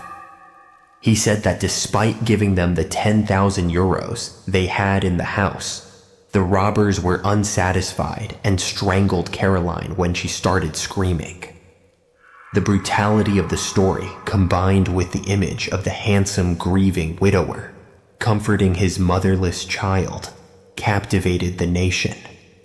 Greece was in mourning, and the face of the perfect husband was splashed across every television screen. For weeks, Babies played the role of the devastated survivor, perfectly hugging Caroline's mother at the memorial service and giving tearful interviews to the press. He described the intruders in detail, leading police on a chase for an elusive gang of Albanian or Georgian criminals that didn't exist. He even identified a suspect from a lineup, a man who had nothing to do with the crime, desperate to cement his narrative. But behind the scenes, the investigators were finding that the physical evidence did not align with the pilot's dramatic testimony. The first crack in the story appeared when forensic experts analyzed the biometric data from Caroline's smartwatch, which she had been wearing during the attack. The heart rate data showed that her heart had stopped beating hours before the time babies claimed the robbers had broken in. It indicated that she had been subjected to extreme physical stress and then death at a time when the husband claimed they were still sleeping. Furthermore, the activity tracker on Babas's phone recorded him taking steps at a time when he was supposedly bound hand and foot to the floor. The timeline was impossible, and another technological detail sealed the suspicion the memory card from the home security camera had been removed. Data analysis showed that the card had been pulled out of the recording device at 1:20 in the morning, hours before the alleged break-in occurred. This was not the panic of a robbery. It was the cold calculation of someone setting a stage before the curtain went up. 38 days after the murder, police approached Babis at his wife's memorial service on the island of Alonissos. Officers told him they had caught a suspect and needed him to come to Athens immediately to identify the man, a ruse, to get him away from the public eye. They flew him by helicopter back to police headquarters, where the facade finally crumbled under 8 hours of intense interrogation. Confronted with the smartwatch data and the inconsistencies in his story, the grieving husband confessed that there were no robbers. He admitted that he had been the one to wrap his hands around Caroline's neck, suffocating the mother of his child with a pillow. Babis claimed it was a crime of passion, a heat-of-the-moment reaction to an argument where Caroline had threatened to leave him and take the baby. He told police she had pushed the infant's crib, sparking a rage he couldn't control. But Caroline's diary told a different story of long-term control. She had been planning to leave him for months, feeling suffocated by his jealousy and manipulation, even searching for hotels the night she died. He had killed her to stop her from leaving, then killed the family dog to make the robbery scene look more convincing. The coldness of his actions was fully revealed when he admitted to placing his own baby next to her mother's cooling body to create a more sympathetic tableau for the first responders. He had staged the entire house, tossing clothes around and taping his own eyes and mouth shut, waiting for the sun to rise before calling for help.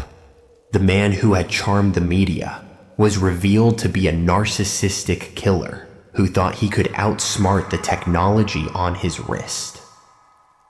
The Greek public's sympathy turned to fury, sparking a national conversation about femicide and domestic abuse.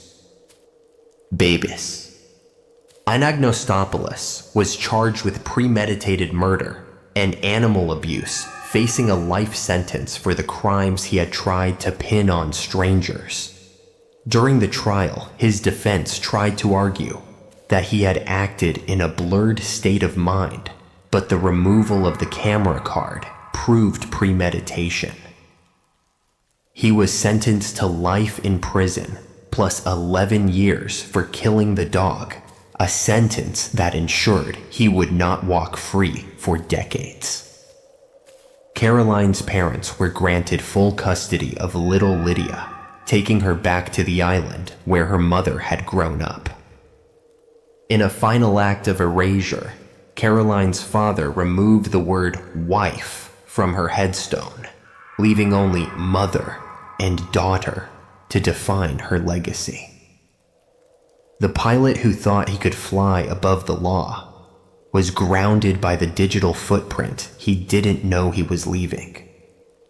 While Babis sits in a high-security prison, the story of the fake robbery serves as a grim reminder that the most dangerous lies are often the ones told with tears. But while this husband used a modern ruse to hide a murder years earlier in Mississippi, a kidnapping plot relied on a much older tool to demand a ransom. In Jackson, Mississippi, the Huron family name was synonymous with influence, wealth, and community service, pillars of a society that valued tradition. 71-year-old Robert Huron was a self-made tycoon worth millions overseeing a business empire that included gas insurance and the lucrative School Pictures franchise. His wife of 48 years, 73-year-old Annie Laurie Huron, was a beloved socialite known for her petite frame and her tireless dedication to local charities and arts. They lived a life of quiet luxury on Woodland Drive, a routine existence that was shattered on a humid afternoon in July 1988. On July 26th, the day began like any other, with the couple sharing breakfast before Robert headed off to manage his varied business interests. Annie Laurie hosted her bi-weekly bridge club gathering at the house, filling the rooms with the chatter of friends and the clinking of iced tea glasses. By mid-afternoon, the guests had departed and the housekeeper left shortly after leaving the frail woman alone in the sprawling residence. When Robert returned home at 4:30, he expected to be greeted by his wife, but instead he walked into a silence that felt heavy and wrong. He found her car parked in the driveway, but inside the house there was no sign of Annie Laurie, only the lingering remnants of the afternoon social event. Her purse keys and glasses were sitting undisturbed by her reading chair items she would never have left behind if she had gone out willingly. Panic began to set in as the hours ticked by, with no word prompting Robert to call the police, fearing a medical emergency or something worse. But it wasn't until officers arrived that the true nature of her disappearance was revealed by a terrifying discovery at the front door. Lying near the entrance was a letter typewritten on a vintage machine, riddled with grammatical errors, but delivering a message that was crystal clear. It was addressed to Robert and demanded that he put these people back in the shape they was in before they got mixed up with School Pictures. The note did not ask for a specific sum of cash for the kidnapper, but instead demanded restitution for 12 people listed by name. These were former franchise owners who had been sued by Robert's company for unpaid debts, a legal battle that had clearly festered into a motive for revenge. The list of names transformed the kidnapping investigation into a complex web of business grievances, pointing fingers at a dozen potential suspects scattered across the country. The letter warned Robert not to call the police and set a deadline of 10 days, threatening that if he failed, he would never see his wife again. FBI agents swarmed the property, finding traces of Annie Laurie's blood on the carpet, and the front door suggesting she had been forcibly taken. The frailty of her health, requiring daily medication for a chronic condition, turned the abduction into a race against a biological clock desperate to save the woman he had loved for nearly half a century. Robert did exactly what the kidnapper asked, instructing his lawyers to calculate the debts. He mailed checks totaling nearly $1 million to the people on the list, attaching personal notes begging for the return of his wife. While some of the recipients were baffled and returned the money, the act was a public plea to the abductor that he was complying. A second letter soon arrived, handwriting experts confirming it was penned by Annie Laurie herself, but the language used was disturbingly out of character. The letter pleaded for help, claiming her captors were going to seal her up in a cellar with only a few jugs of water if the demands weren't met. Family members noted that Annie Laurie would never use the word cellar or jugs, suggesting the message had been dictated to her by someone trying to hide their identity. The mention of sealing her away added a claustrophobic terror to the case, painting a picture of a woman trapped in the dark. Investigators focused their attention on one name from the list, Newton Alfred Wynn, a Florida lawyer who owed Robert's company over $150,000. Newton Alfred Wynn was a man whose life was unraveling, financially facing the loss of his home and office due to the legal judgments against him. Neighbors of the Heron family reported seeing a white van parked on their street in the days leading up to the abduction. A vehicle that looked out of place in the affluent neighborhood. Records showed that Wynn had rented a white van in Florida around that same time, placing him squarely in the frame of suspicion. However, Wynn produced an alibi, claiming he was in a bar with a woman. At the time, Annie Laurie was taking a story backed up by his paralegal. The FBI dug deeper into Wynn's life, uncovering a pattern of deceit and a man who was increasingly desperate to settle his scores. They found a former girlfriend who admitted that Wynn had once plotted to kidnap her ex-husband, a plan that eerily mirrored the events in Jackson. Under pressure, she revealed that Wynn had paid her to fly to Atlanta under a fake name to mail a letter for him. She described how he had given her the envelope, using gloves instructing her not to touch it, and she identified the address as the one belonging to Robert Heron. This testimony was the smoking gun the authorities needed, linking Wynn directly to the ransom note that had started the nightmare. He was arrested and charged with conspiracy to kidnap, extortion, and perjury, facing a federal trial that captivated the South. The prosecution argued that Wynn viewed the kidnapping as a business transaction, a way to erase his debts by using a human life as collateral. Despite his legal background, Wynn's defense crumbled under the weight of the circumstantial evidence and the testimony of those he had used to execute his plan. The jury found Newton Alfred Wynn guilty, and he was sentenced to 19 years in prison, a punishment that brought legal justice but no answers. Throughout the trial and his subsequent imprisonment, Wynn maintained his innocence and refused to reveal the location of Annie Laurie Heron. The checks Robert had sent were meant to buy her freedom, but they had only bought silence. The cellar mentioned in the letter, if it existed, remained a tomb that no map could locate.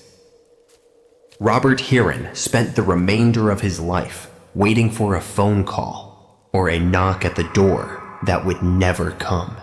His health deteriorated rapidly under the strain of the grief and the not knowing, and he died of a heart attack in 1990, just 2 years after she vanished. He passed away without ever learning the fate of the woman he had built his empire for. Annie Laurie was legally declared dead. A year later, her memory enshrined in a bench next to her husband's grave, an empty spot waiting for a reunion. Newton Alfred Bin served his time and was released in 2006, living out his final years as a free man, while the secret remained locked away. He died in 2012, taking the truth of Annie Laurie's final resting place with him to the grave. To this day, the case remains open, a haunting mystery of an old grudge that stole a grandmother from her home. But while the search for Annie Laurie went cold in the swamps of the South, across the ocean in Spain, another woman was about to vanish into the night, leaving behind a clue that would take a decade to surface. Marbella is a playground for the wealthy, a stretch of Spanish coast where super yachts bob in the harbor and champagne flows until dawn. In the summer of 2014, 30-year-old Agnes Klavina was living that life, a stunning Latvian woman working in the high-end hospitality scene of the Costa del Sol. She was vibrant and ambitious, planning to return to London to marry her boyfriend Michael after the season ended. On the night of September 6th, she put on a bright patterned dress and headed out to a popular nightclub, ready to celebrate the end of summer with her friends. The night was a blur of music and laughter, but as the hours stretched toward morning, Agnes became separated from her group. At around 6 a.m., surveillance cameras outside the club captured the final moments anyone would ever see her alive. She was not leaving alone, nor did she appear to be leaving willingly, as a large man steered her toward the parking lot. This man was gripping her arm tightly, guiding her toward a waiting car, while she appeared confused and resistant. The footage showed Agnes trying to pull away her body language, screaming that she did not want to go with these men. The man forcing her into the vehicle was Wesley Capper, the son of a wealthy British tycoon, a man who was used to getting exactly what he wanted. Waiting in the passenger seat of the dark Mercedes S63 was his friend Craig Porter. As Agnes tried to step out of the car, a doorman intervened not to help her, but to shove her back inside the vehicle at the driver's request. The car sped away into the morning light, and Agnes's phone was switched off minutes later, never to be turned on again. When she failed to return to her apartment or call her boyfriend, her family knew immediately that something was wrong, but local authorities were slow to act. By the time a serious investigation was launched, the trail had gone cold, and the men who had taken her had ample time to cover their tracks. It would take months of pressure from her family to finally identify the men in the grainy footage. Investigators focused on Wesley Capper and Craig Porter, discovering that Capper had a reputation for living a chaotic, hedonistic lifestyle funded by his father's fortune. The police uncovered chilling CCTV footage from a port recorded just days after the disappearance. It showed the two men struggling to carry a large, heavy suitcase onto Capper's father's yacht. They dragged the luggage on board with difficulty, but when the boat returned to the marina later, the suitcase was gone. The implication was terrifyingly clear to the detectives. Agnes had been removed from the club, likely killed and then disposed of at sea. Police seized the Mercedes and the yacht, scouring them for forensic evidence. but both had been scrubbed clean with professional precision.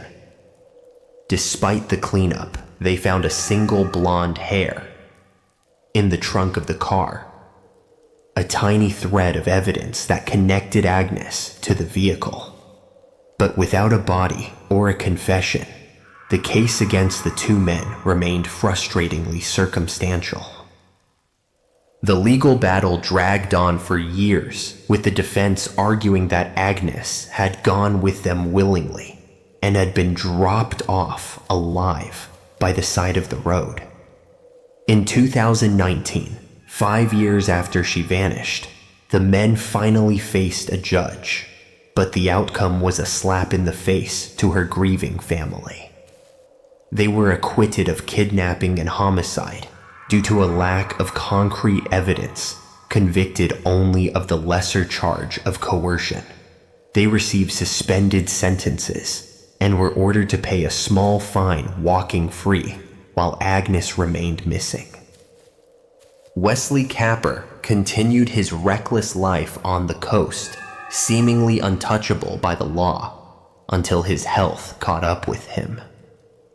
In 2021, he died of complications from a stroke, taking the secret of what happened that night to his grave. It seemed the truth would never surface, buried as deep as the suitcase in the Mediterranean. But the sea has a way of returning what does not belong to it, and nearly a decade later, the case would break open again. In June 2023, a gardener working near a luxury golf course on the coast spotted something strange tangled in the brush near the shoreline. It was an old, battered suitcase, bleached by the sun and salt, which had evidently washed up during a storm. When authorities opened the luggage, they found human skeletal remains inside, preserved within the confines of the case. Forensic analysis determined the bones belonged to a woman between 25 and 35 years old, who had been dead for roughly a decade. While final DNA confirmation was pending at the time of the discovery, the timeline and location aligned perfectly with the disposal of Agnes Clavina. For her family, it was the grim confirmation of the nightmare they had lived with for 9 years. The justice system had failed to punish the men while they were alive, but the ocean had finally delivered the evidence that had been hidden away. The discovery reopened the wounds of a case that highlighted how wealth and influence could silence the cries of a victim. The suitcase on the shore brought a tragic end to the mystery of the missing girl, closing one dark chapter on the Spanish coast. But while Agnes was found years later, another woman in England disappeared under circumstances that were equally calculated, leaving behind a family who are still searching for answers in the rain. In the quiet village of New Ash Green in Kent, England, the residents prided themselves on a strong sense of community and safety. 46-year-old Sarah Wellgreen was a well-liked beautician and a devoted mother to 5 children who were the absolute center of her world. She lived in a shared house with her former partner, 39-year-old taxi driver Ben Lacomba, an arrangement they maintained for the sake of their kids, despite their romantic relationship ending years prior. It was a delicate balance of co-parenting under one roof, but by October 2018, Sarah was ready to make a change and buy Ben out of the property to start fresh. On the morning of October 9th, Sarah was in high spirits, having just secured a new higher-paying job that would give her the financial independence she craved. She took her children to school, saw her clients, and returned home around 8 in the evening, sending a final text message to a friend about looking forward to the future. That message was the last anyone would ever hear from her, as the next morning she vanished without a trace. Her car was still in the driveway, and her bank cards and phone were left behind silence, falling over the house where a mother should have been waking her children. When Sarah failed to respond to messages the next day, her new boyfriend, Neil James, grew worried and contacted Ben, who claimed he hadn't seen her since the night before. Family members began a frantic search, knowing Sarah would never miss one of her children's birthdays, which fell on the very day she disappeared. Ben eventually reported her missing, but his demeanor with the police was described as odd and detached, lacking the urgency of a man whose children's mother was gone. Officers noted he seemed more concerned about their presence in his home than finding Sarah. Investigators quickly realized that the house at 22 Bazes Shaw was equipped with an elaborate CCTV system controlled from Ben's bedroom in the attic. However, when they asked to review the footage from the night Sarah vanished, Ben claimed the system had been broken for months. This lie unraveled when neighbors provided their own security footage, which showed the infrared lights on Ben's cameras glowing that night until they were manually switched off just after midnight. The darkness that followed was not a malfunction, but a deliberate act to hide what was happening in the driveway. Police scrutiny turned to Ben's red taxi, which was captured on street cameras, leaving the area in the dead of night, contradicting his claim that he had been asleep in bed. When the vehicle returned hours later, it was caked in mud, suggesting it had been driven off-road into the rural woodlands surrounding the village. The next morning, Ben was seen meticulously cleaning the car, washing away the dirt before investigators could examine it. A search of the property also uncovered a brand new shovel in the garden shed, a tool the prosecution later described as a gravedigger's shovel, which Ben claimed was a gift for his mother. The evidence was circumstantial but overwhelming, painting a picture of a man who realized he was losing control of his house and his children. Prosecutors argued that when Sarah told him she was buying him out, he decided to eliminate her rather than lose his asset. Ben Lacombe was charged with murder, despite the absence of a body facing a trial, where his silence was his only defense. He refused to explain where he had gone that night, or why he had turned off the cameras, sitting stone-faced as the case was built against him. In October 2019, a jury found Ben Lacombe guilty of murder, sentencing him to life in prison with a minimum term of 27 years. The judge condemned his calculated actions and his cruelty in letting his children believe their mother might still be alive. Because he refused to reveal the location of Sarah's body, he became one of the first killers subject to Helen's Law legislation that denies parole to murderers who do not disclose the whereabouts of their victims. To this day, the community of New Ash Green continues to search the woods and fields, hoping to bring Sarah home. Ben Lacombe remains in prison, a man who thought he could erase a person and keep the house only to lose everything to his own arrogance. The mystery of Sarah's final resting place haunts the countryside of Kent, a secret buried in the mud.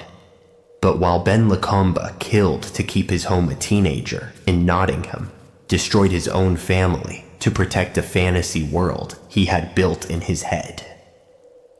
On April 25th, 2011, the quiet of a spring morning in Nottingham, England, was broken by the roar of flames tearing through a suburban home on Georgia Drive. Neighbors watched in horror as 14-year-old Daniel Bartlam and his younger brother, fled the burning house, clutching the family dog and screaming for help. Daniel told the first responders a terrifying story, claiming he had woken up to find a masked intruder in the house who had attacked him with a hammer before setting the place on fire. He said his mother, 47-year-old Jacqueline Bartlam, was still trapped inside the master bedroom where the blaze was fiercest. Firefighters fought the inferno, but by the time they reached the bedroom, it was too late to save Jacqueline, whose body was found amidst the debris. However, as investigators examined the remains, they realized that the fire was not what had killed her, nor did the evidence match the boy's story of a break-in. Jacqueline had died from severe blunt force trauma to the head inflicted before the fire had ever started, and the intruder seemed to have left no trace of entry or exit.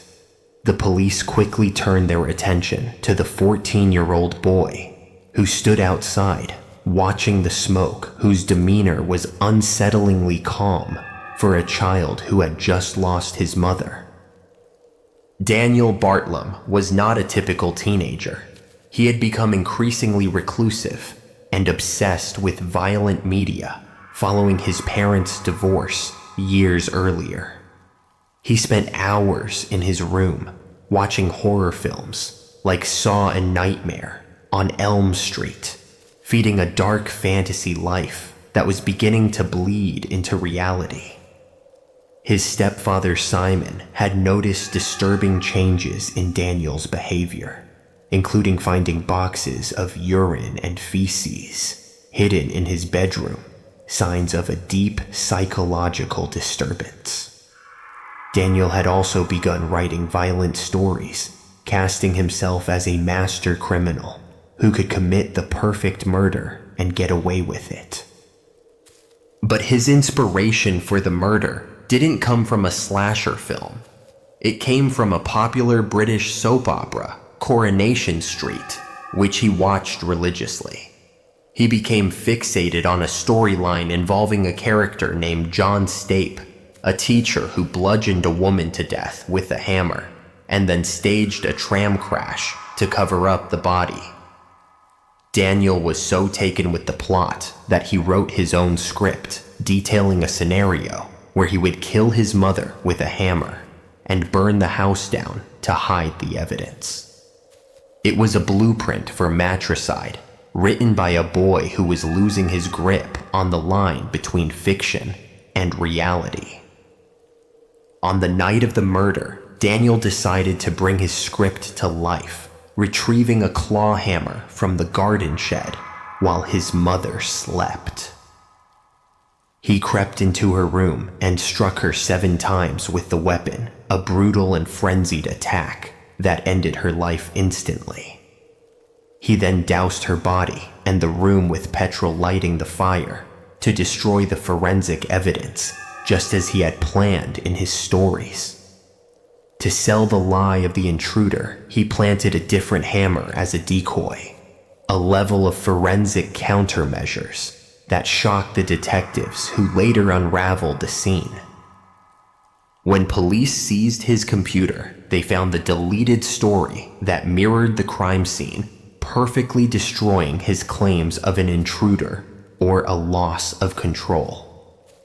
Daniel was arrested and charged with murder, facing a trial where his identity was initially protected due to his age.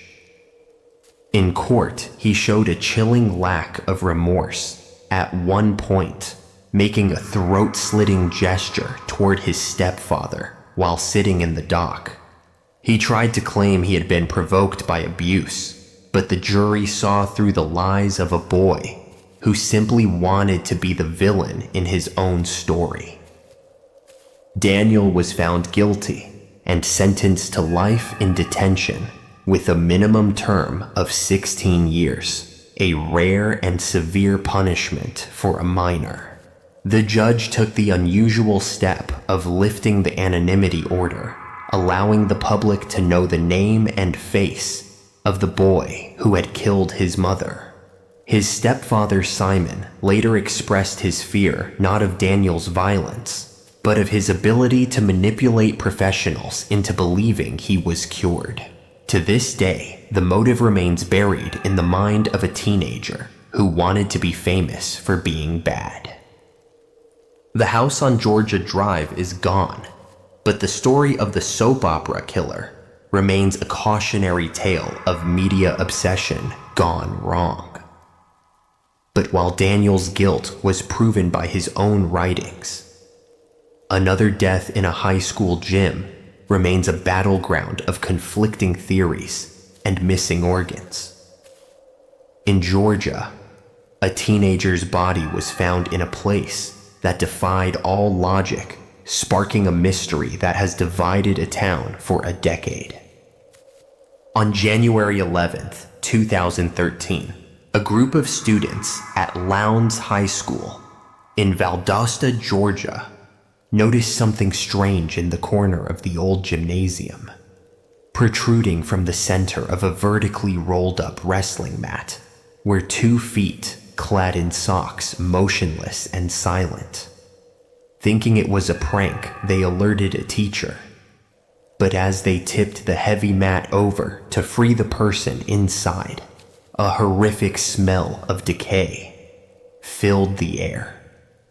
Inside the tube was the body of 17-year-old Kendrick Johnson, his face swollen and distorted beyond recognition, trapped headfirst in a tomb of foam.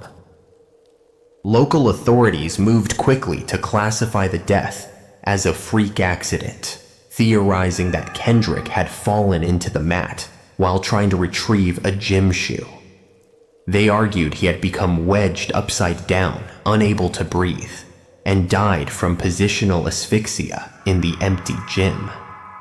But his parents, Kenneth and Jacqueline, immediately rejected this explanation, pointing out a glaring physical discrepancy. Kendrick's shoulders measured 19 inches across, while the opening of the rolled-up mat was only 14 inches wide, making it nearly impossible for him to slide down without being forced. The accident theory was further complicated by the discovery of a pair of shoes found near the body, which police claimed he was reaching for. However, Kendrick was found with his arms pinned by his sides, not outstretched as if reaching, and the shoe at the bottom of the mat was sitting on top of a pool of blood, yet had no blood on it. It seemed as though the scene had been staged with items placed after the fact to support a narrative that didn't fit the physics of the scene. The school was locked down and students were kept away, but the rumors of foul play began to circulate before the police even left the building. Suspicion turned to the school's surveillance system, which monitored the hallways and the gym entrance, but notably had blind spots around the mats. When the family's legal team finally obtained the footage, they discovered that hours of video from 4 different cameras were missing from the timeline. The files appeared to have been altered or corrupted with critical gaps, covering the exact time Kendrick would have entered the gym. The school district claimed the system was motion activated and simply hadn't recorded, but experts argued the gaps were too convenient to be a coincidence. The investigation became a racial flashpoint in the town, with the Johnson family alleging a cover-up involving local officials and law enforcement. They pointed to the fact that the coroner was not notified until 6 hours after the body was found, a violation of state law that allowed the scene to be compromised. Tension escalated when the family filed a lawsuit accusing 2 white classmates, sons of a local FBI agent, of beating Kendrick to death. They claimed the brothers had a history of harassing Kendrick, but video evidence and alibis placed the brothers away from the gym at the time of death. Desperate for the truth, the Johnson family won a court order to exhume Kendrick's body for a second independent autopsy. When the private pathologist opened the remains, he made a discovery that was more horrifying than the first. Kendrick's internal organs, including his brain, heart, and lungs, were missing entirely, replaced with crumpled newspaper to fill the body cavity. The funeral home claimed the organs had been too decomposed to save, but the family saw it as a deliberate destruction of evidence to prevent a true cause of death from being found. Despite the missing organs, the second autopsy found evidence of unexplained non-accidental blunt force trauma to the neck, contradicting the official finding of asphyxiation. A third autopsy, conducted years later after another exhumation, confirmed these findings, noting trauma to the right thorax that looked like the result of a beating. The Department of Justice opened a federal investigation into the case, interviewing nearly 100 people, but ultimately closed it due to insufficient evidence to prove a crime. The family was left with 3 autopsies, 2 of which said murder and a legal system that said accident. The saga took another bizarre turn when an audio tape surfaced, allegedly containing a confession from a person admitting to the murder. The family paid for the tape, hoping it was the smoking gun, only to discover it was a cruel hoax sold to them by a scammer preying on their grief. The sheriff reopened the case in 2021 to review the 17 filing cabinets of federal evidence, but closed it again, stating the rumors were unfounded. Kendrick Johnson remains buried, his death, a polarizing mystery that hangs over Valdosta like a storm cloud that refuses to break. The gym at Lowndes High School is quiet now, but the questions about the boy in the mat will likely never be silenced. While the Johnson family continues their fight for justice in the heat of Georgia across the Atlantic, a summer evening in England was about to be shattered by a crime that would change the laws of a nation forever. In a field of golden corn, a game of hide and seek was ending and a white van was pulling away from the curb. On the warm summer evening of July 1st, 2000, the Payne family was visiting grandparents in the picturesque countryside of West Sussex, England. 8-year-old Sarah Payne, a spirited girl described as the imagination of the family, was playing outside with her 2 brothers and younger sister in a cornfield just meters from the house. The game was hide and seek, a moment of innocent joy as the sun began to lower over the golden stalks of the harvest. But in the midst of the play, Sarah fell and hurt her head, deciding to leave the game and run back to the safety of the house alone. Her 13-year-old brother Lee watched her emerge from the cornfield and head toward the road that led to the property, assuming she would be inside within seconds. As he turned away for a split second to continue playing, a white transit van sped past the field, kicking up dust as it accelerated away. Lee recalled seeing the driver, a scruffy man, who offered a chilling smile and a wave as he drove by. But at that moment, the boy didn't realize the significance of the gesture. When the siblings returned to the house shortly after, they expected to find Sarah being comforted by the adults, but the house was empty of her laughter. Panic set in immediately as the family realized Sarah was nowhere to be found, sparking a frantic search that quickly spilled out from the garden to the surrounding fields and beaches. The police launched Operation Maple, A massive investigation that saw hundreds of volunteers and officers combing the landscape for any trace of the little girl in the school uniform. Her mother, Sarah, became the face of a nationwide appeal, clutching Sarah's teddy bear and begging the public for help, refusing to speak of her daughter in the past tense. The image of Sarah smiling in her red school polo shirt was plastered on every newspaper and television screen in the United Kingdom. For 2 agonizing weeks, the country held its breath, hoping for a miracle that would bring the little princess home to her family. But on July 17th, a farm worker discovered the body of a child in a shallow grave in a field 10 miles away from where she had been taken. The body was unclothed and had been disturbed by wildlife. A gruesome end that shattered the hopes of millions who had followed the search. Police confirmed it was Sarah Payne, transforming the missing person case into a murder inquiry that demanded immediate answers. Detectives zeroed in on a local man named Roy Whiting, a 41-year-old mechanic who was already known to police as a convicted sex offender. He had been interviewed early in the investigation because he owned a white van similar to the one Lee had seen, but he had provided an alibi, claiming he was at a fairground miles away. However, police surveillance and a check of his receipts proved he had purchased fuel near the abduction site at the exact time Sarah vanished. When they seized his van, they found he had attempted to clean it thoroughly, but forensic science would prove to be his undoing.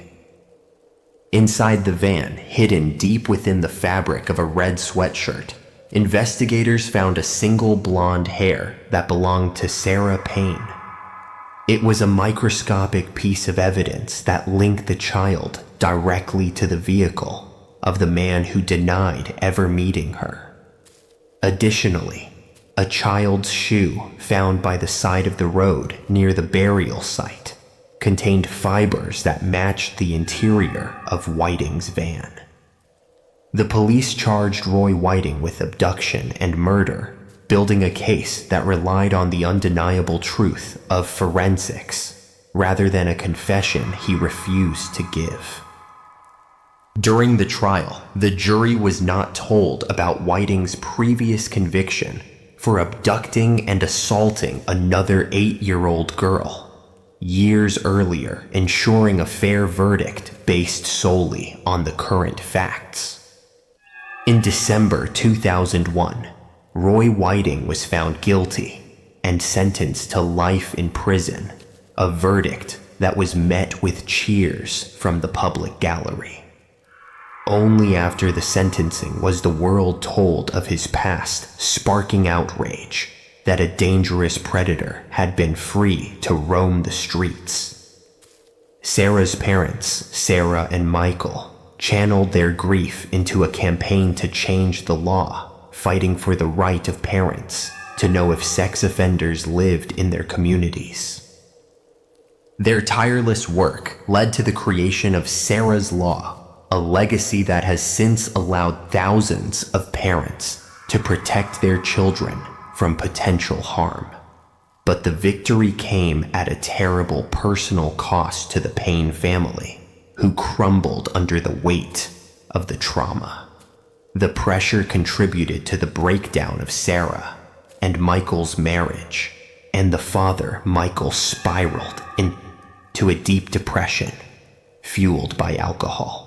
He was found dead in his home in 2014. A broken man who never forgave himself for not being able to protect his daughter that day. Sarah Payne is remembered not just as a victim, but as the catalyst for a safer society, her name forever linked to the protection of children. Roy Whiting remains in prison, a despised figure who is frequently attacked by other inmates living out his days in fear. But while Sarah's case changed the laws of a nation, another little girl in Wales would vanish years later under eerily similar circumstances. In a small town filled with pink ribbons, a 5-year-old was seen stepping into a Land Rover, leaving behind a community that would never be the same. 1. On the evening of October 1st, 2012, the small market town of Machynlleth in Wales was bathed in the soft light of autumn.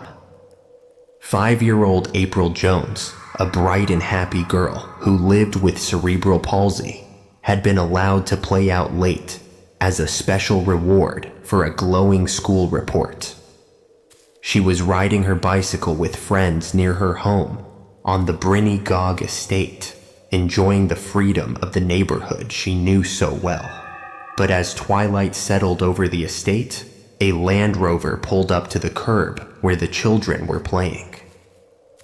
A 7-year-old friend watched as April approached the vehicle, opened the door, and climbed inside before the car sped away into the darkening streets. The friend ran home to tell her parents, noting a peculiar detail that would later become crucial to the investigation April had entered through the driver's side door. Yet there was a man behind the wheel.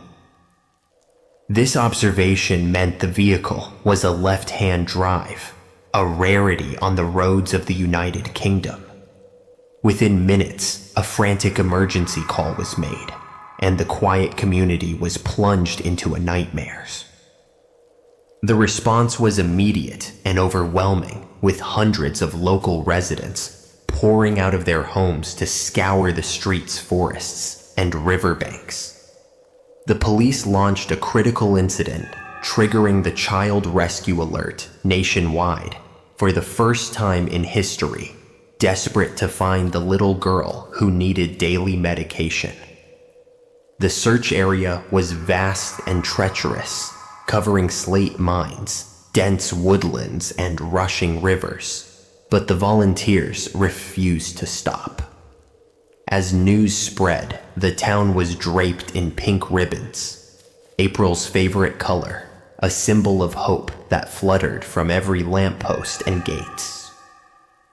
Police focused their attention on the distinctive vehicle description, which led them straight to a local man named Mark Bridger. Bridger was a 46-year-old former slaughterhouse worker who drove a left-hand drive Land Rover Discovery and lived in a rented cottage called Mount Pleasant. He was a familiar face in the community, having even attended a parents' evening at the local school just hours before the abduction. When police located him walking on a road the next day, he calmly told them, "I know what this is all about," before spinning a web of lies. Bridger claimed he had accidentally run April over, with his car crushing her beneath the wheels in a tragic mishap. He told detectives that he had panicked, loaded her injured body into his vehicle to give her CPR, and then driven around in a dazed state. He insisted that he had been drunk and could not remember what he had done with her body, only that he had put her somewhere safe. But when forensic experts examined his Land Rover, they found no dents, no scratches, and absolutely no evidence of a collision. The lie of the accident unraveled further when investigators searched his cottage, Mount Pleasant, and were hit by the overpowering smell of cleaning chemicals and bleach. The house was spotless, but the fireplace in the living room showed signs of an intense fire that had burned recently. Inside the hearth and in the bathroom, plumbing forensics found tiny fragments of human bone and traces of blood that matched April's DNA. The horrific truth was that there had been no accident. Bridger had abducted the girl, murdered her, and destroyed her body to hide his crime. A deeper look into Bridger's life revealed a dark obsession with child abuse images and high-profile murder cases involving young girls. His computer was filled with disturbing material, suggesting that the abduction was not a spur-of-the-moment event, but the culmination of a long-standing fantasy. He had known April's family for years, having dated the sister of April's father in the past, adding a layer of personal betrayal to the crime. Despite the overwhelming evidence, Bridger refused to plead guilty, forcing April's parents to endure the agony of a trial. In court, Bridger wept and claimed he was a victim of circumstance, but the jury saw through his performance, convicting him of abduction murder and perverting the course of justice. The judge sentenced him to a whole life order, meaning he will die in prison without ever becoming eligible for parole. He was branded a pathological liar and a pedophile who had preyed on a vulnerable child to satisfy his own depraved desires. To this day, he has never revealed where the rest of April's remains are hidden, maintaining his final act of control. The cottage at Mount Pleasant, a house of horrors that stood as a painful reminder to the villagers, was purchased by the government and demolished. April's family held a funeral for their daughter, burying a tiny white coffin filled with the few bone fragments recovered from the fireplace and pink ribbons from the search. It was a heartbreaking farewell to a girl who had brought a community together in grief. Tragedy continued to follow the family as April's father later developed a brain disease that erased his memory of the murder, leaving him to wonder why his daughter never visited.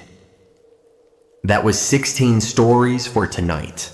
Betrayals by loved ones, internet predators, and fatal obsessions. If you want more episodes like this, please subscribe, and leave a comment telling me where you are listening from and what time it is. Wishing you a peaceful night.